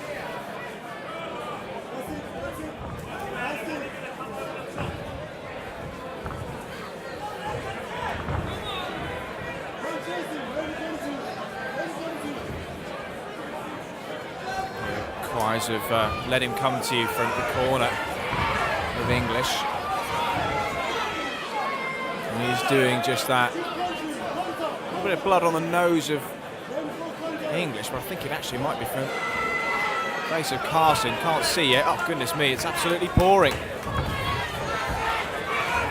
back to us for quite some time, putting pressure on English in the corner. English now covered in the blood of Luke Carson. That nose absolutely pouring. And well, we saw the early stoppage in the last contest. James Eagan it was, who complained that couldn't breathe through his nose. And this is exactly the sort of situation that you would expect a boxer to be struggling with breathing. Of course, the mouthpiece in makes breathing through the mouth a lot more difficult. The airways and the nose are impeded as well, can make for a really awkward proposition. English now again, just nice combinations from him, and he's growing in confidence. But Carson, undeterred, even though he's been caught clean on several occasions.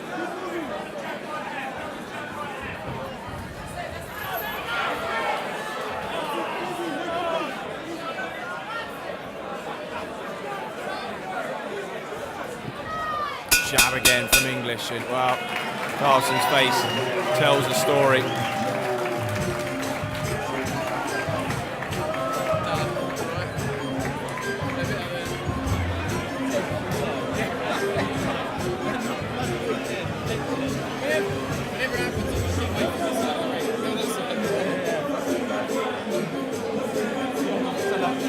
Glass screen, and we can push the button. I saw one of the mates got hit face with like, blood and stuff. Horrifying.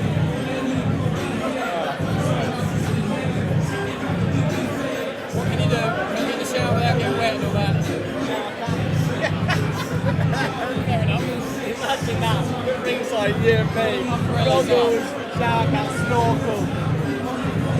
Quarters, 10 seconds.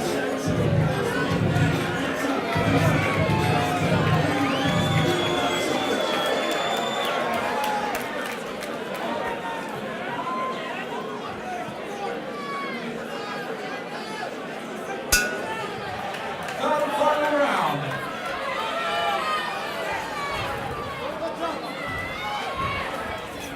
English putting on somewhat of a masterclass in there. It's been a tough night for Luke Carson, who's shown great tenacity, tremendous output and work rate, great fitness too, but really just so difficult. Box a man like Dean English, who just moves so well, so slippery, and terrific counter puncher. Jab from English again. Just rides that right hand on the shoulder.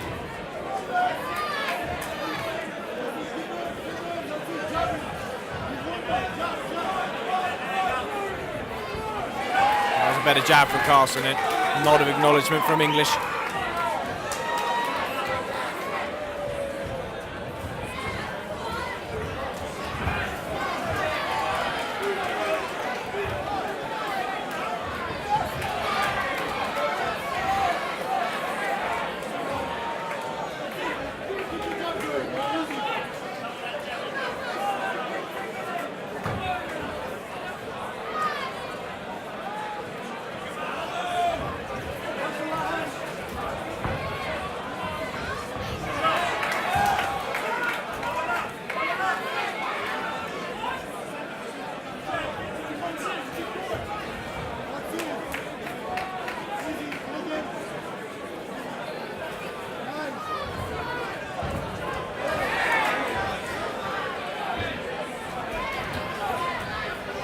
And English really some terrific work on the back foot. Cannot fault Luke Carson. He's not stopped coming forwards the whole night. Wading in again, throwing some shots on the inside. I hate to say it's been picked apart by a man with terrific experience and a really excellent skill set in Dean English.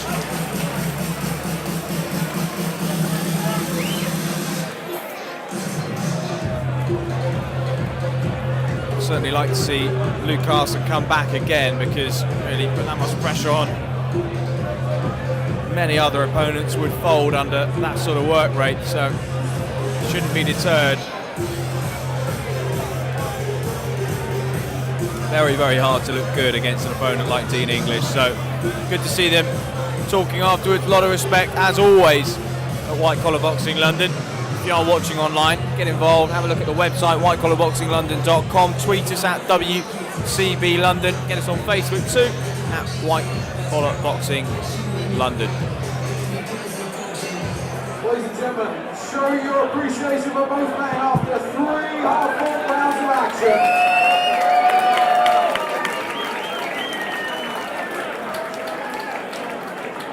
And after those 3 rounds of action, the referee has scored this contest 29 points to 29 points, a draw. Show your appreciation for Dean English and Luke Carson.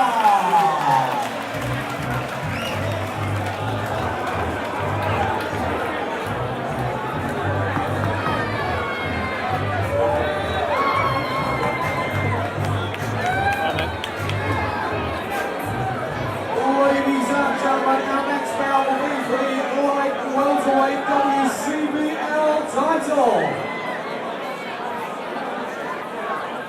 Please welcome firstly to the red corner from Reading, Richie Pitfield.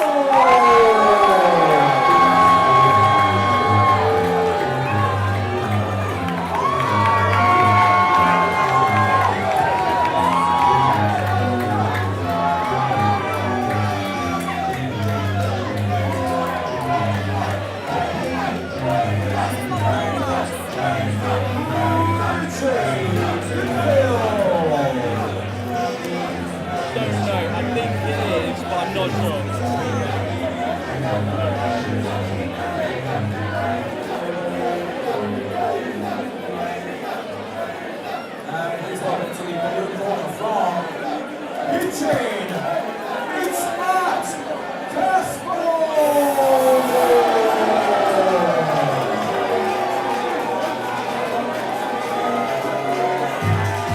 Matt Caspell made his debut earlier this year, became good friends with a lad called Ovi Farouk, and unfortunately they had the unenviable task of boxing each other. Caspell came out on top. He's had a good year since then, really got the boxing bug. Now he fights for his first title. Good luck to him. He starts tonight in the blue corner.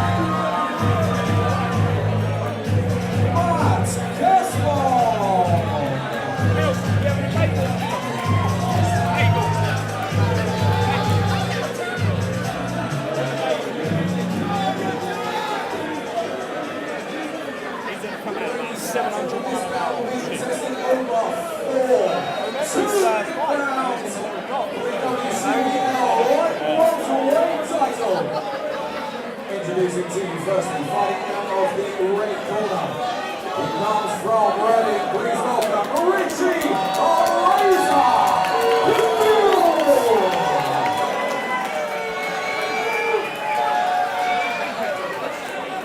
And across the ring, fighting out of the blue corner. He comes from Hitchin. Please welcome Matt. Concrete King Caspell.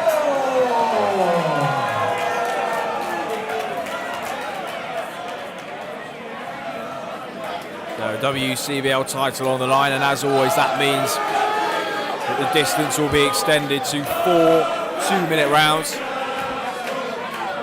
Richie Pitfield in the red corner, Matt Caspell in the blue. Started off the year with a win.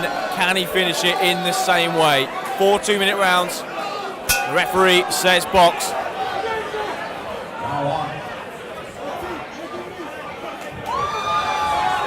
Pitfield just lands a right hand. Interesting to see what Matt Caspell has learned in the past 7 or 8 months since taking up the sport of boxing. Good head movement from Caspell, good jab from him too. Pitfield lands a right over the top of it though. It's better from Caspell, nice jabs. Right hand to the body. Pitfield responds, right hand of his own. Nip and tuck in the early 30 seconds.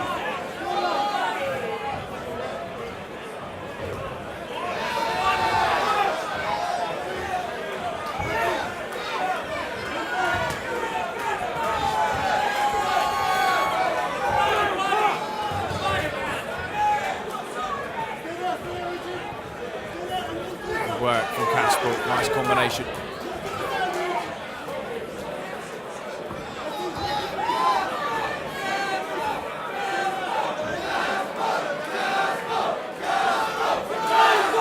Great reception for Matt Caspell in here, lots of support. He jabs away to the body. Pitfield comes back with the right glances over the top of that head guard.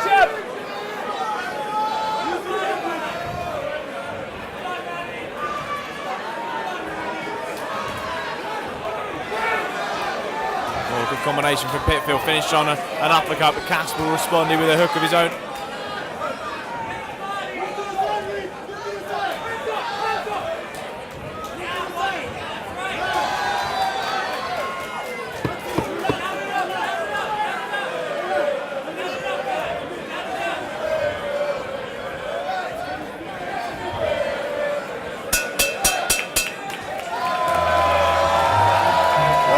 Success with the jab for Matt Caspell, success with the backhand for Richard Pitfield. So what are the judges like through the first 2 minutes? Of course, 3 rounds to go here. The atmosphere is really heated up outside of the ring.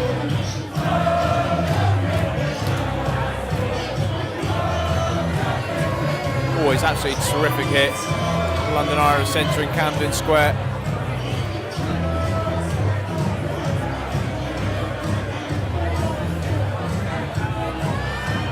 Around about 800 people here this evening, and well, it's as loud as any pro venue you'd go to.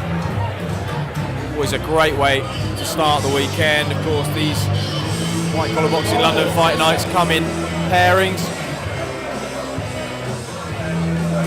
Next week, we'll do it all over again. Christmas doubleheader for 2015, and so far, what a terrific show it's been. So, round number 2, WCBL light welterweight title. Richard Pitfield in the red corner, Matt Caspell in the blue. Not a great deal to pick between them in the first 2 minutes. Pitfield marauding forward, Caspell throws a few hooks to the body. Pitfield lands a right hand, left hook, uppercut combination.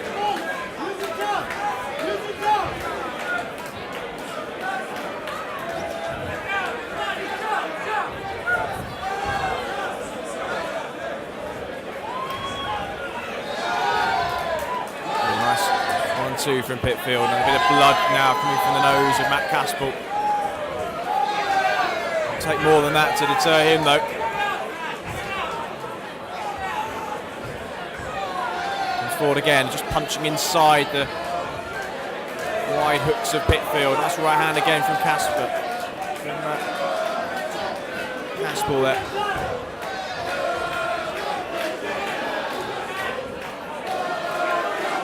All the blood from the nose of Caspell. Will that encourage Pitfield? Pitfield now opening up again. Caspell with his back to the ropes. Eats a jab.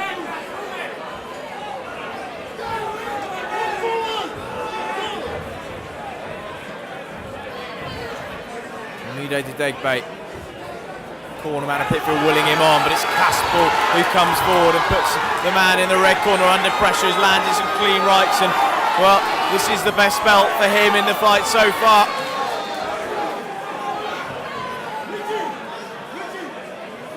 Both men looking tired after that exchange. Pitfield in the corner, some problems with the head guard. A much needed breather for both people. Caspell taking on some air. 15 seconds to go in round number 2. Caspell comes forward with a double jab. Pitfield responds but misses with a right. Really good spell from Caspell that was. Now Pitfield comes back. It's his turn to have a go. Right on the bell. 2 more rounds of this, surely not.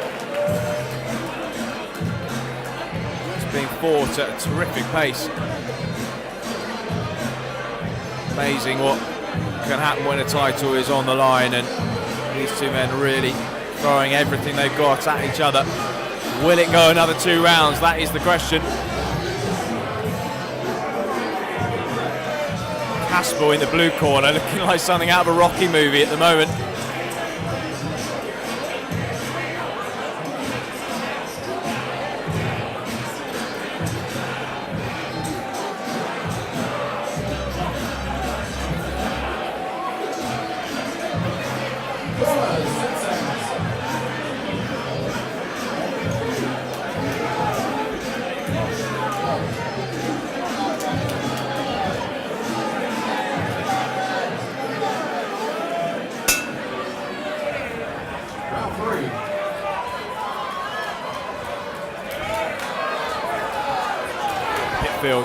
Starting round 3 in an aggressive fashion, but Caspell not deterred. He's standing right in front of him, but this is a really good spell for Richard Pitfield. He's landed some solid hooks, right hands and uppercuts on the inside.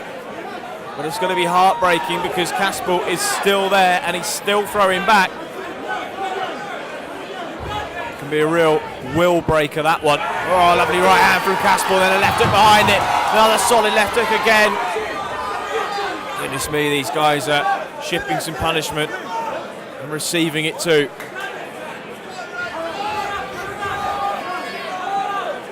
Steely nerve shown from both the red and the blue corners. And now the crowd start to voice their support for Matt Caspell. And you hear the shouts of Razor, the nickname of Richard Pitfield. Crowd split right down the middle. And the action in the ring split right down the middle as well. On a knife edge this one, both men having really good spells. Caspell coming forwards.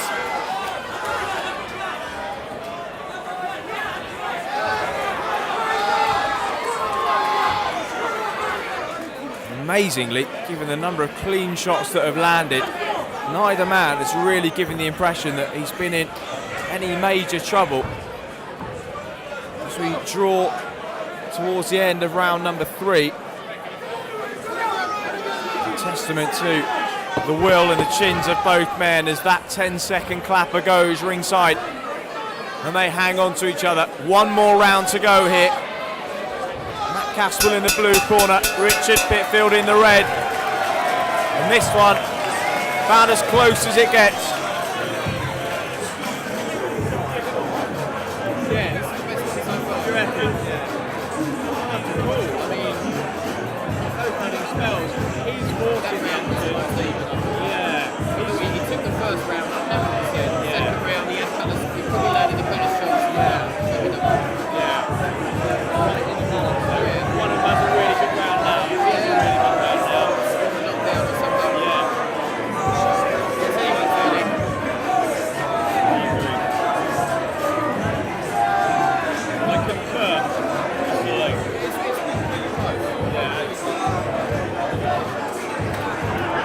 Corners, 10 seconds.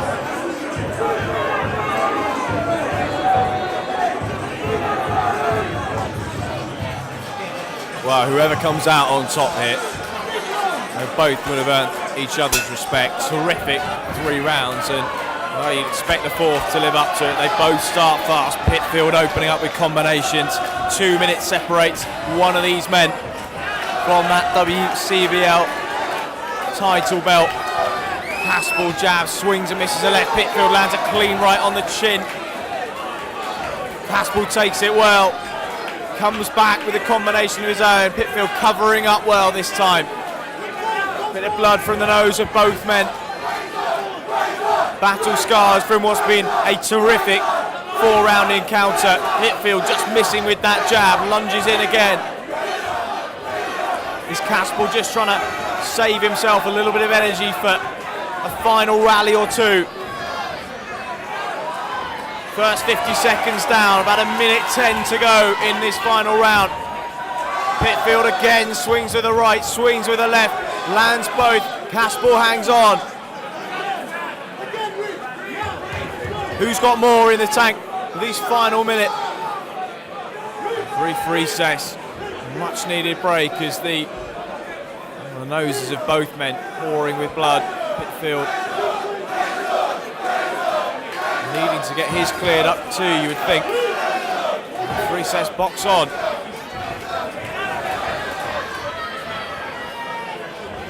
Caspell comes forward and, oh goodness me, the head guard of Pitfield spun all the way around. Can happen from time to time.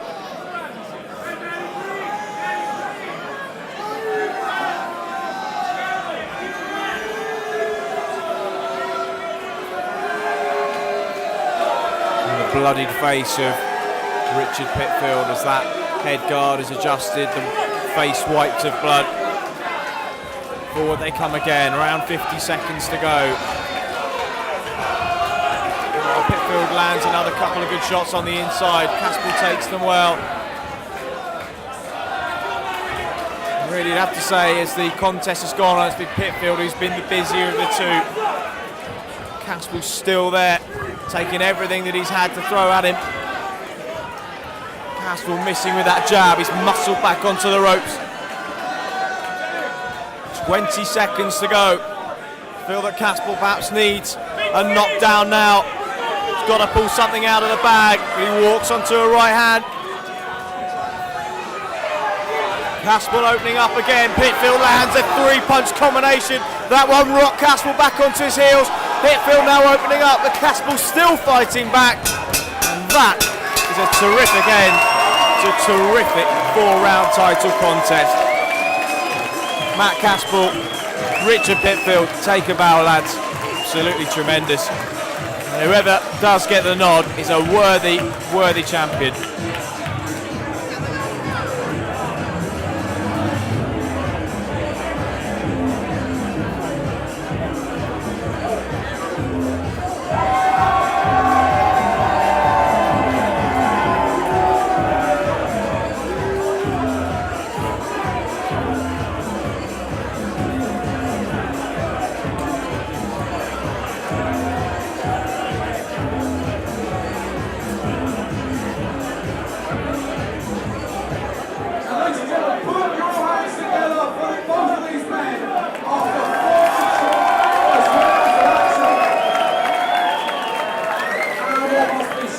have a good night this evening. And after those 4 tremendous rounds, your referee has scored this contest 39 points to 38 points in favour of your winner, fighting out of the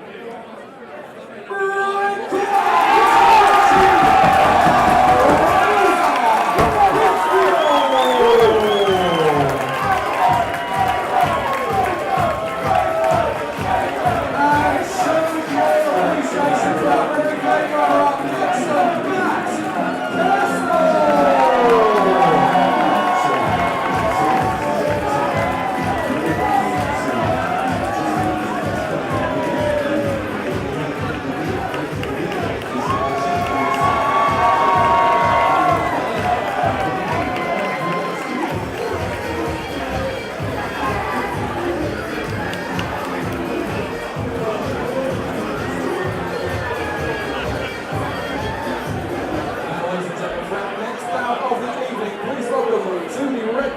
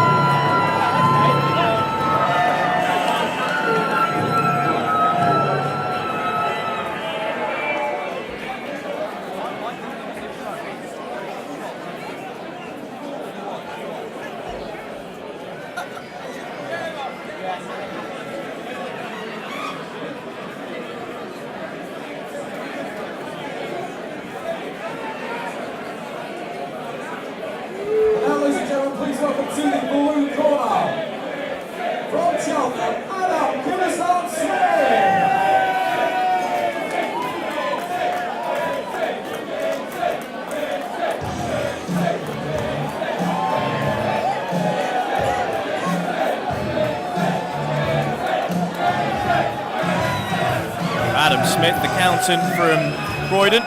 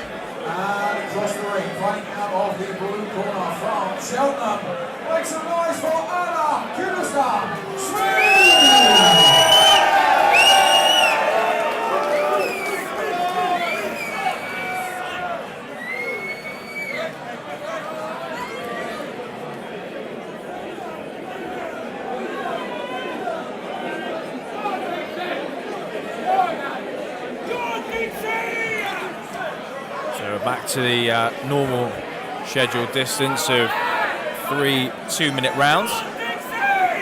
Cool hand Luke Durant, Frenchman living in London. Adam Kinnison Smith in the blue. Kinnison Smith, nice right hand landed, but Durant put one straight back over the top in response.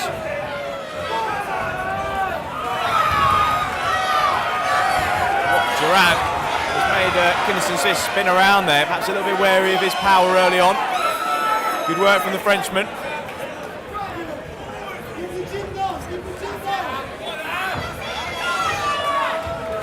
Kinnison Smith, tall man, and he boxes tall as well. So that really upright stance. Durant, slightly more squat of the two. He's done well so far. Body shot from Kinnison Smith there. Durant coming forwards, landing up the combination on the ropes.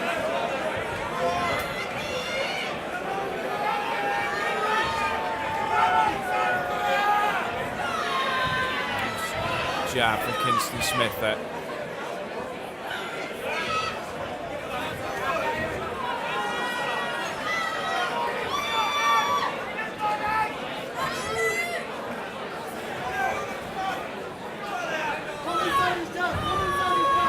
Good head movement from Durant there, just pulling back out of the way of a couple of right hands.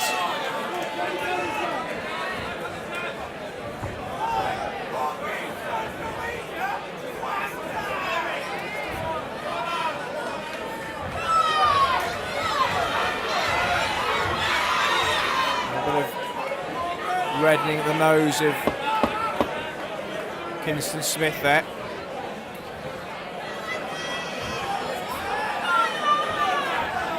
A little bit of blood there too. Hard to tell under this lighting. Casts deep shadows, but good round from Luke Durant.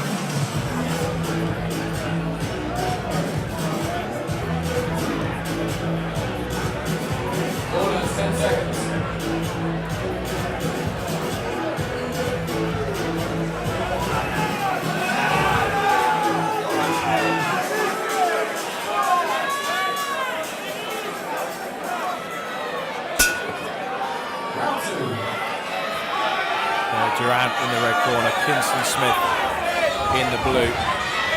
Nice 1-2 combination from the man in blue.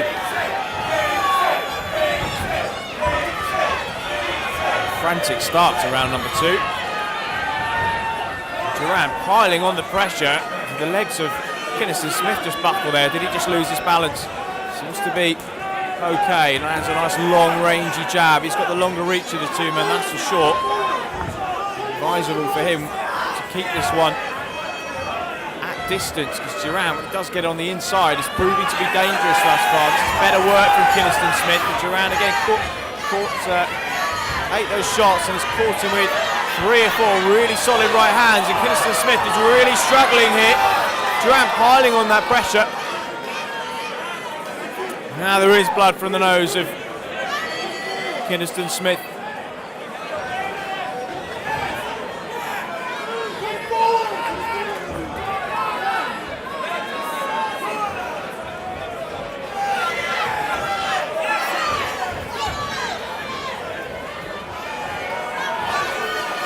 Crude but effective work from Luke Durant.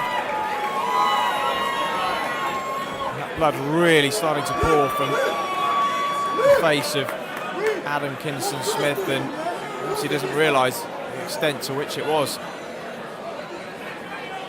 starting to pour. So he's had a brief clean up. And he looked dazed and baffled there for a moment.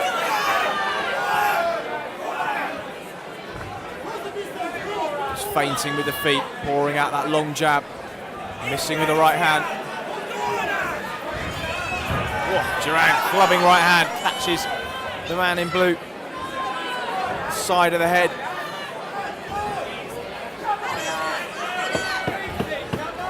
It's not been the prettiest of boxing. It's been Exciting watch though. Durant again clubbing away. It's almost those George Foreman-esque swinging hooks, but Kingston Smith responds, bang on the bell. Great way to finish the round. The two men go back to their corners, both a little bit bloodied, both a little bit dazed. Dare I say it, one of the best shows we've seen here at the London Irish Centre in Camden Square, and that is no mean feat given the quality of some of the nights we've had in the past.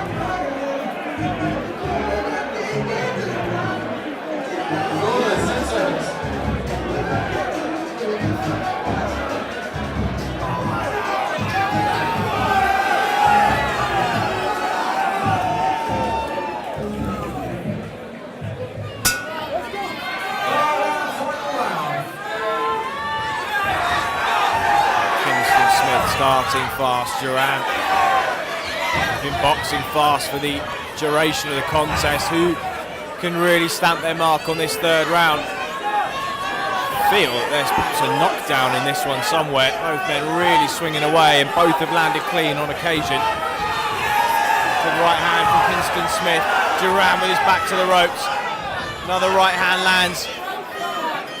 Back and forth stuff this. Lovely long jab from Kingston Smith. Durant rocked back onto his heels, misses with a right of his own, eats two right hands from Kingston Smith. This is his round now.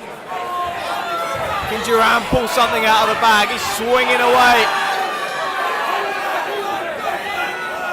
And out comes the mouthpiece, and well, the crowd don't like it. I don't think there was anything intentful in that. Goodness me, it's put a halt to this frantic first minute of action we've seen tonight, and again that is saying something. Durant absolutely exhausted. Kingston Smith is in an absolute war here. Forward they come again, and well, a minute to us outside the ring will feel like an hour to the men inside. Question is, are they both going to remain on their feet?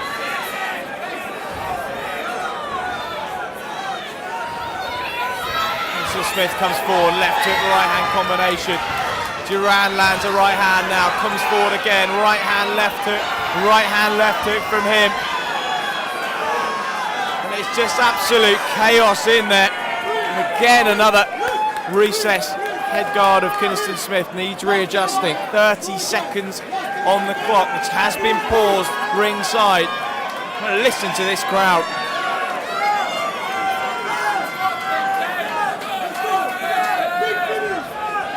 Big finish, comes the call from the corner of Luke Durant.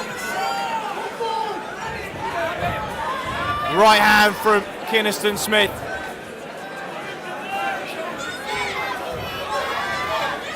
Durant has soaked up everything that his opponent has thrown at him. And there goes the 10-second clapper.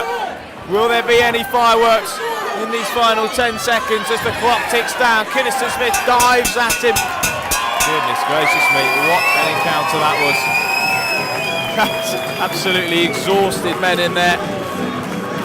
They hug it out, and my word, that is about as much as you can give in 6 minutes of boxing action. Absolutely terrific. Not for the first time we've seen two boxers lay absolutely everything out. We'll go once again to the judges' scorecards.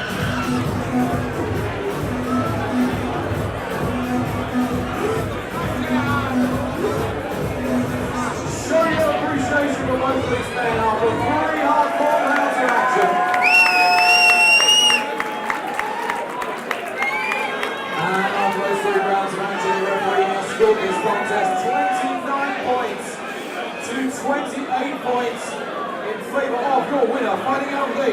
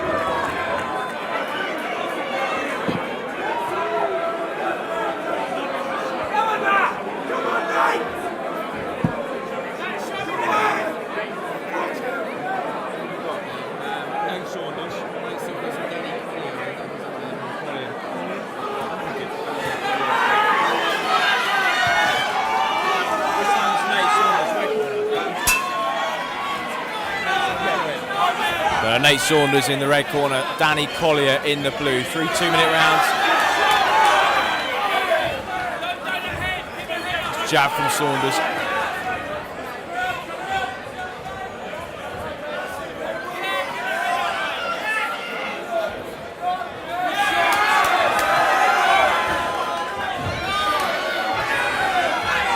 Collier just missing with a long clubbing right hand.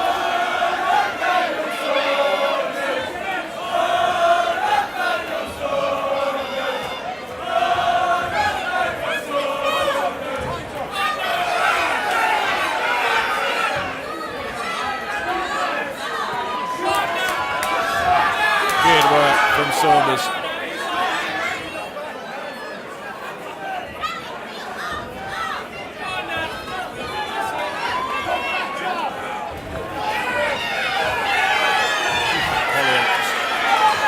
Combination started tidy, finished a little bit untidy. That was good from Saunders. A really nice, sharp, straight combination from him. Just getting in range, getting his shots off and then getting out. He's the shorter of the two men, but he's not had it count against him so far.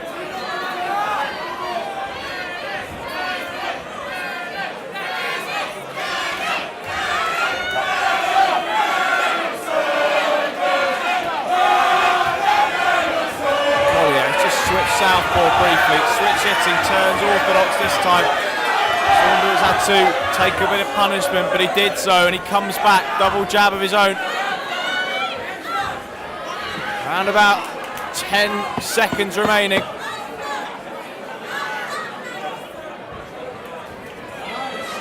Jab to the body, then a right hand over the top from Saunders, just drawing the guard down with that first shot. After the bell there, Collier reacting badly to it. I don't think there was any malice. Sometimes the moment just takes you, but well, it's created a bit of tension in the ring, and the crowd certainly enjoyed it, even if Danny Collier didn't.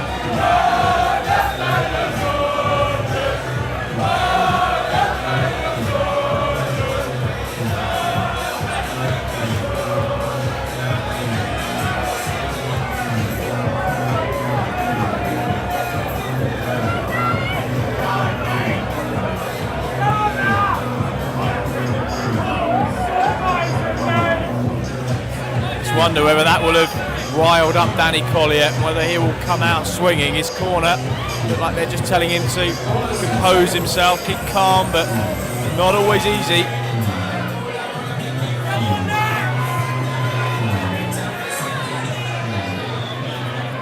So Nate Saunders, centre, ready to go, and they touch gloves. Well, that's good to see. The reset button has been hit.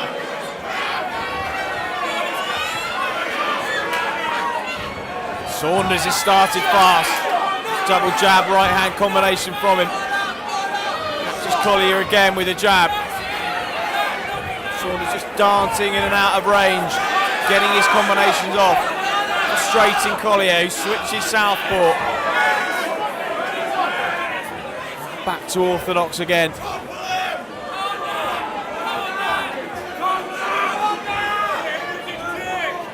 Collier looking a little bit bemused for the first time in the contest.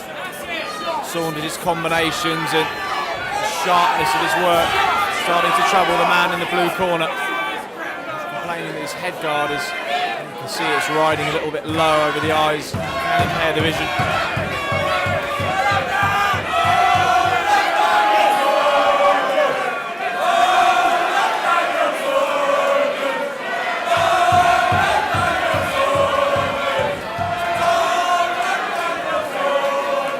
Touch gloves again. Collier looking for that jab, just misses. Saunders lands his. A nice body combination from Saunders. Collier misses with that left hook. Saunders comes back. There's straighter shots from the man in the red corner. And often he's punching inside the work of Collier. Sometimes wilder swings at leaving him exposed on the inside. Now Saunders' turn to have his head guard adjusted.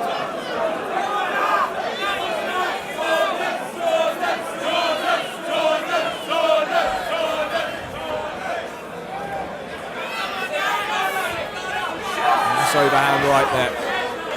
Collier a little bit flat-footed now. Saunders though still got his wherewithal. And now Collier tries to rally for another time in this second round. 15 seconds to go in round number 2.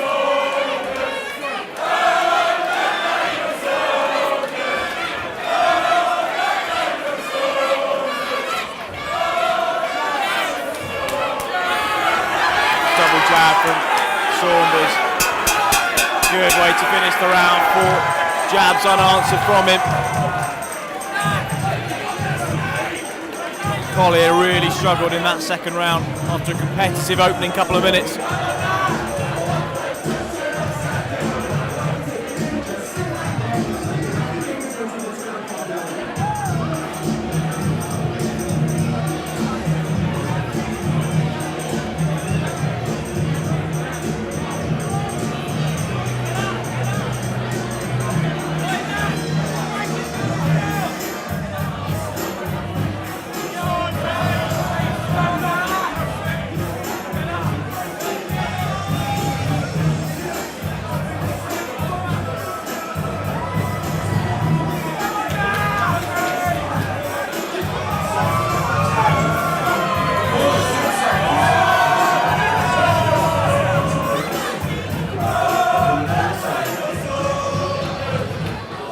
Nice to see a bit of mutual respect after the well, it was a minor incident in between rounds 1 and 2. It hasn't got in the way of what's been a really good couple of rounds of action. And I think a slip there for Nate Saunders, and you'd hope that the referee will see it the same way. He does indeed. Got landed, but it wasn't what put him over. You could just see the feet get caught underneath him. Nate Saunders, so contest carries on as usual. That's a good combination, Saunders.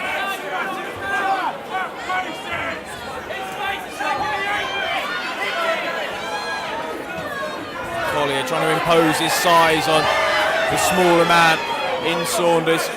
Good spell from him there. Terrific noise in here. Again, Saunders can't miss with that jab. Very static head from Collier. He's unable to get out of the way and he's just eating clean shots. Saunders able to pull his head out of the way of the artillery that's being fired from Collier.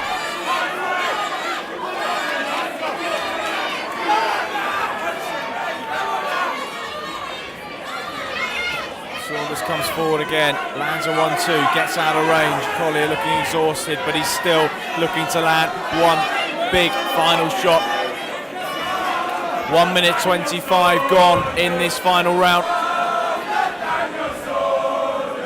Collier feints with the left hook, eats a jab for his troubles. It's all Saunders in this round, it's just the busier man. Collier comes back, referee just briefly warning him for holding and hitting.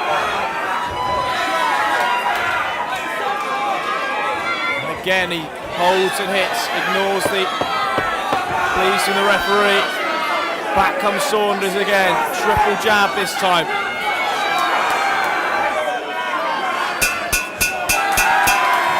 Jab right on the bell. And absolutely terrific stuff from the two of them.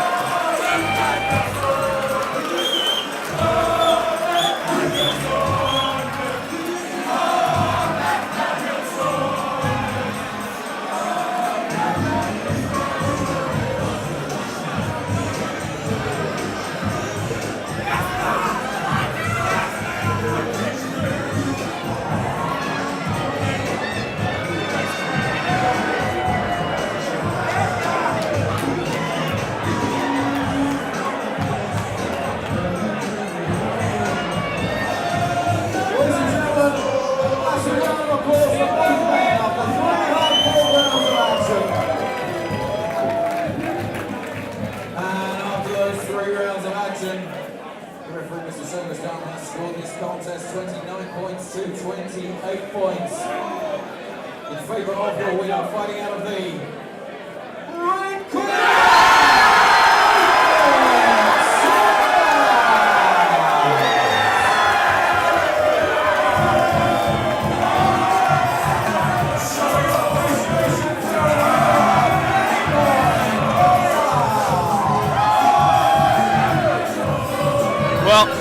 Saunders had to work hard for that one.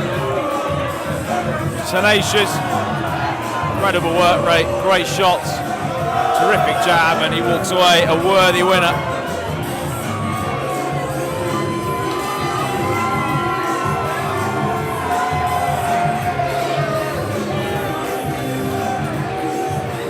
From next round of the evening, please welcome to the red corner from Suffolk, Sam.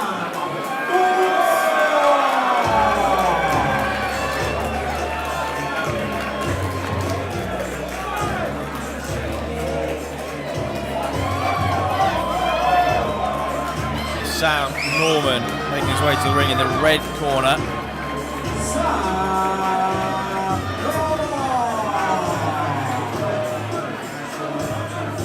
Completed a 2,500-mile source-to-sea kayak of the Mississippi River. That's got to be a first. Incredible. He said he's here tonight because of a bet over a pint.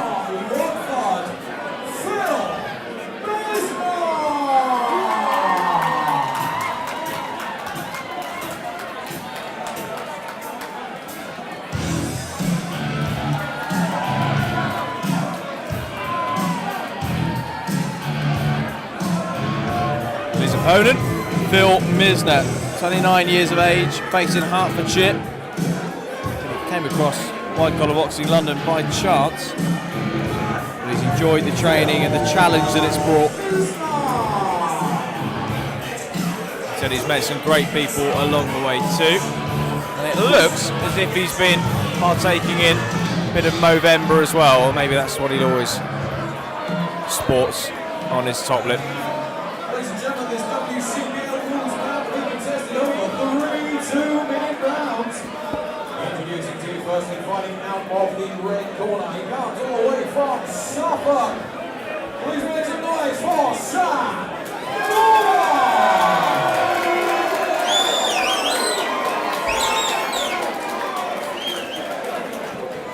And closing in, fighting out of the blue corner. He comes from Watford. Make some noise for Phil Misner.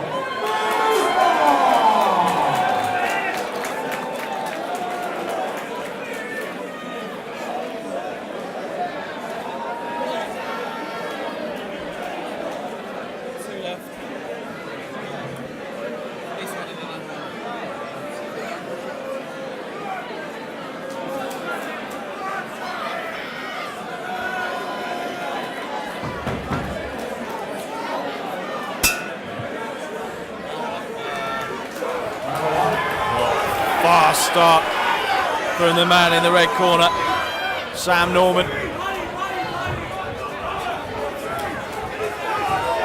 Well, Misner responds as well. The two just trading leather. Well, there are just so many different types of contests that you see over the last couple of years. You see so many different types in the same night. Some come out and take it easy in the first round, box behind the jab. Some, like these two, just come out and want to get to know each other straight away. And there's nothing being held back here. Norman opening up with hooks on the inside, Misner responding.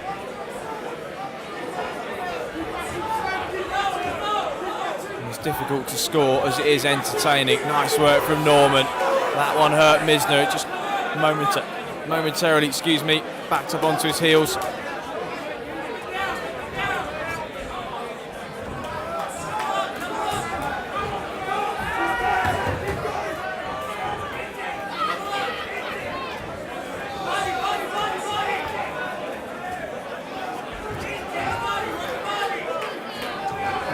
Oh, Norman walked straight to a 1-2 there, just had to shake that one off. Made the rookie mistake of diving straight in with the hands down, and Misner saw him coming a mile off. Flattering right hand again. It's Misner who's landed hurtful shots as this first round draws towards its conclusion. Around about 20 seconds to go.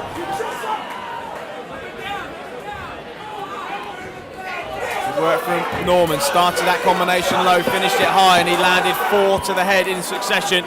So there's good response from him after coming under a little bit of pressure, but now Misner coming back, real ebb and flow to this first round. Misner finishing strongly. Goodness me, terrific opening couple of minutes.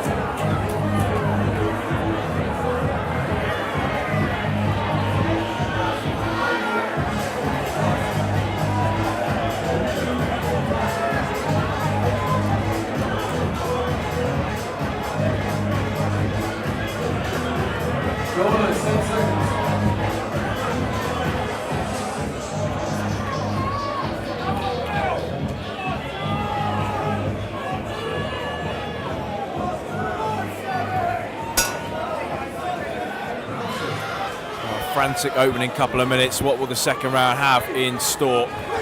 Sam Norman in the red, Phil Misner in the blue, and they're going right back to work. It was Misner who landed perhaps the more hurtful shots in that first round. Just battering Norman all over the place with those 1-2s. Norman has not been shy either, and he's got off some combinations of his own, so hard one to score this. Perhaps Misner just edging it. Some of these exchanges we're seeing in front of us. Norman just shaking it off, having a little walk around the outside of the ring to get his wherewithal, but he dives back into range, but again, he's leaving himself exposed, coming forward in straight lines, chins up in the air, hands are low. He's making it very hard for Misner to miss.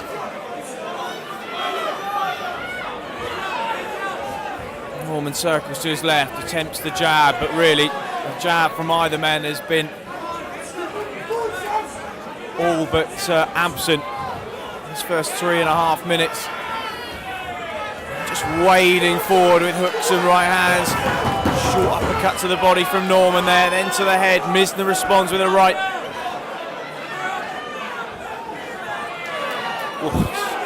Stiff jab there from Misner, rocks the head back of Norman. Bit of blood from the man, and the nose of the man in the red corner.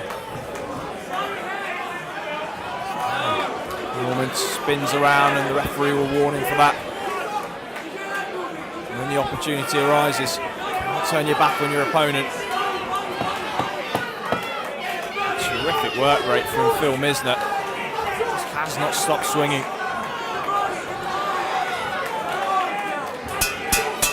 Oh, goodness me, and all the way through the bell there, Misner was swinging and landing.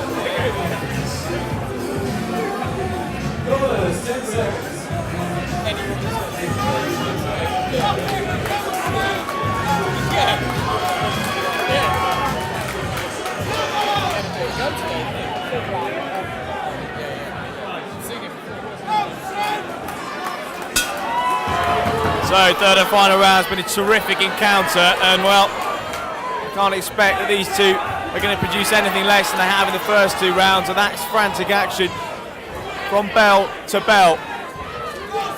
Phil Misner in the blue corner. He has had Sam Norman hurt on occasion, but Norman has yet to be deterred. Does another pirouette there, and referee Seamus Dunn will be looking at that.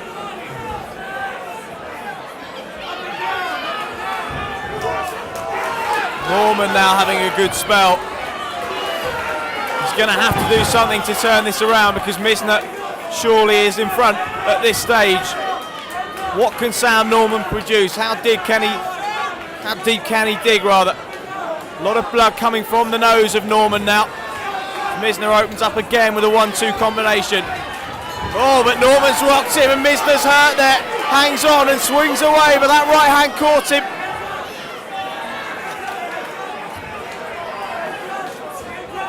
Norman was unable to capitalise on it, and Misner walks forward again. Straight right hand, finishes on the jab. And now both men showing the signs of, if not complete, real exhaustion in there. The legs are heavy, the arms even heavier, continue to trade though. Norman walks forwards, a short uppercut on the inside. Misner surely can barely see, the head guard's almost gone right below the eyebrow level. Well, it's not been pretty, certainly not been technical boxing as you'd like, but it's been enthralling. 5 seconds to go. Misner and Norman continue to trade like rock'em sock'em robots. Wow.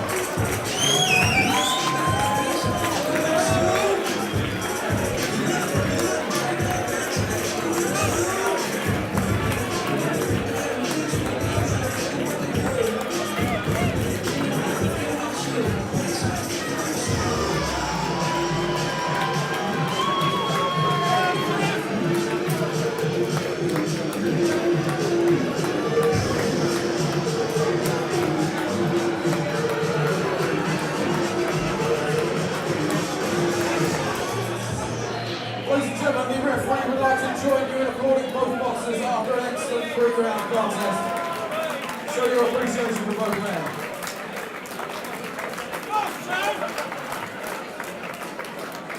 And after 3 rounds of action, the referee has scored this contest 29 points to 28 points in favour of your winner, fighting out of the blue corner, Phil.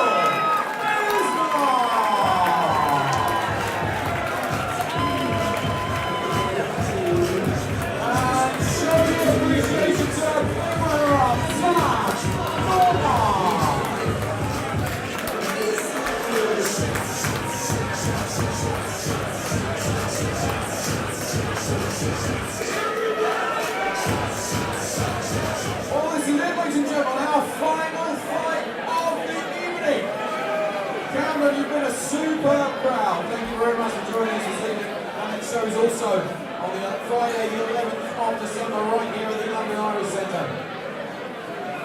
And now, ladies and gentlemen, please welcome to the red corner, all the way from the Philippines, Philip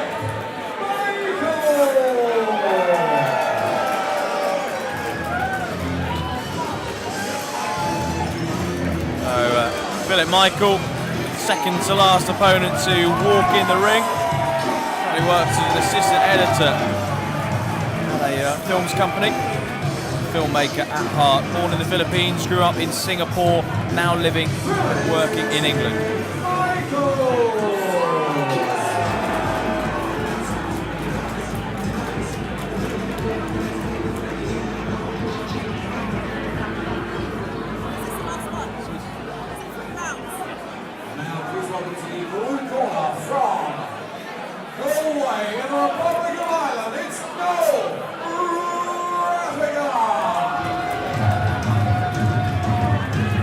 From the Philippines to Galway in Ireland.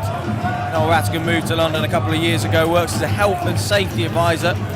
CJ O'Shea, this is the first time ever he is getting into a ring. He said he's excited, but that may all fade when the bell rings. Well, perfectly normal to have a few nerves in there, and being the last opponent, probably worse than being the first, in fact, because you've got a long wait. Around about 10:30 now. This will have been the first thing that Noel Rattagan has thought about when he's woken up every day this week. So, long day for him. He is the final contestant in the ring tonight, so good luck to him. Noel Rattagan in the blue corner. Ladies and gentlemen, this WCBL rules now being contested over 3 2-minute rounds.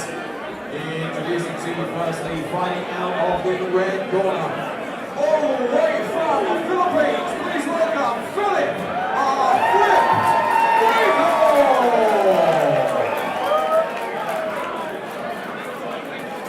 And across the ring, fighting out of the blue corner. It goes from Galway in the Republic of Ireland. Please welcome Noel Headbanger.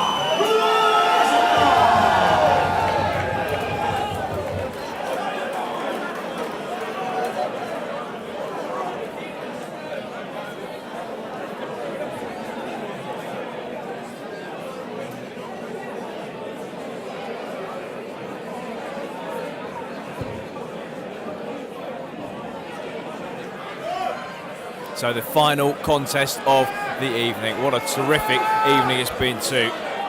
3 2-minute rounds. Philip Michael in the red corner, Noel Rattagan in the blue. Rattagan in that southpaw stance. Philip Michael in the orthodox stance, just peppering him with a combination. Nice movement from Michael. Rattagan, the obvious size advantage, a little bit of height, perhaps a little heavier of the two. Michael in the early goings looks fleet of foot, good head movement as well.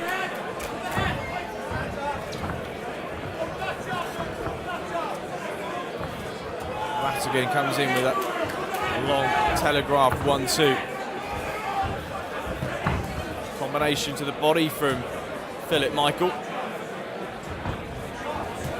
Oh, lovely counter right hand from him, and that rocked Rattagan back onto his heels, and the Irishman momentarily had his back to the ropes.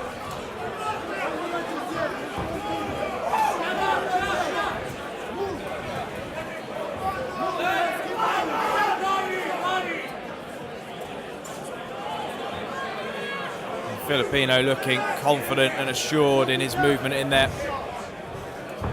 Lovely head movement, caught with the left hand though there by Rattagan.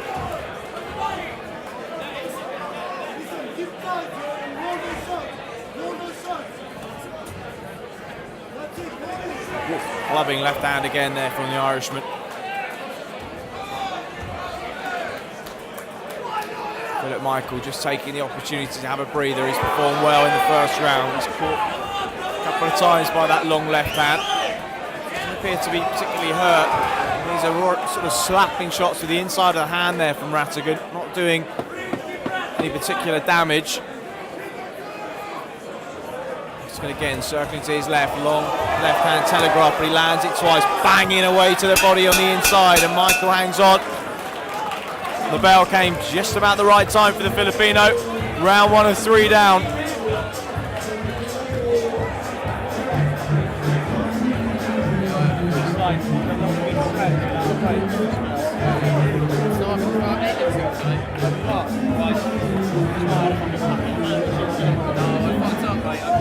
I can make it through, to be honest. You know what? They've done this a bloody good time. I know, yeah. The last fight was going to come out 11, so I'm going to get Scott showing that he can stay with both, he can wait till he wins. So I knew he was going to speed it up if he could. Yeah, we've done good time. Corners, 10 seconds. Second fight as well. Second looks like a bit of boxing as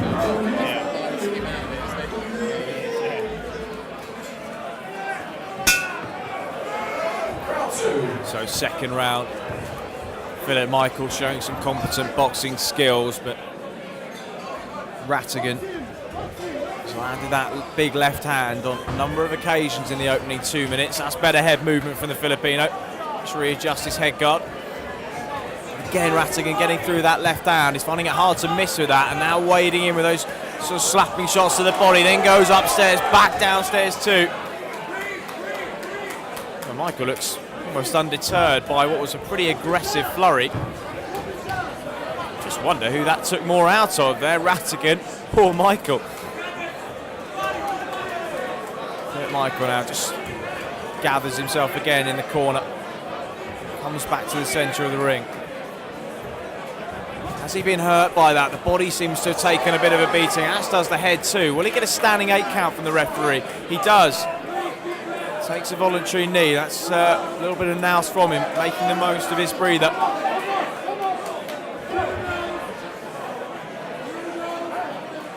Seamus Dunn asking him if he's okay. He nods competently twice. Again, Rattagan senses that he can get an early finish here. And Seamus Dunn has waved it off to the protest of Philip Michael. He was under a sustained period of pressure there. The safety of the boxers has to be considered paramount in all contests. So Noel Rattagan brings an abrupt end to the final contest of the night. Good work rate from him, great tenacity too, and he gets a TKO victory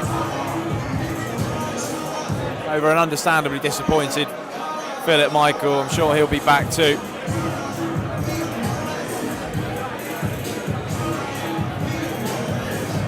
What a terrific night of action it has been. Thrills and spills, knockouts, everything you'd expect in between from White Collar Boxing London.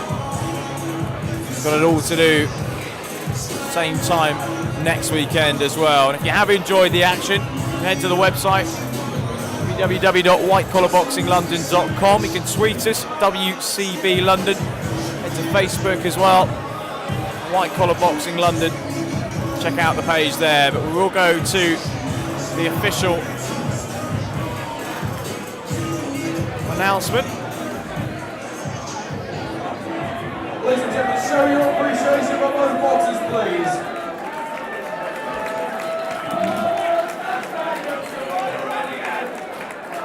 And with 1 minute and 18 seconds completed of the second round, the referee, Mr. Seamus Dunn, has stopped the contest, leaving Philip Michael in no position to continue. Therefore, your winner by TKO, fighting out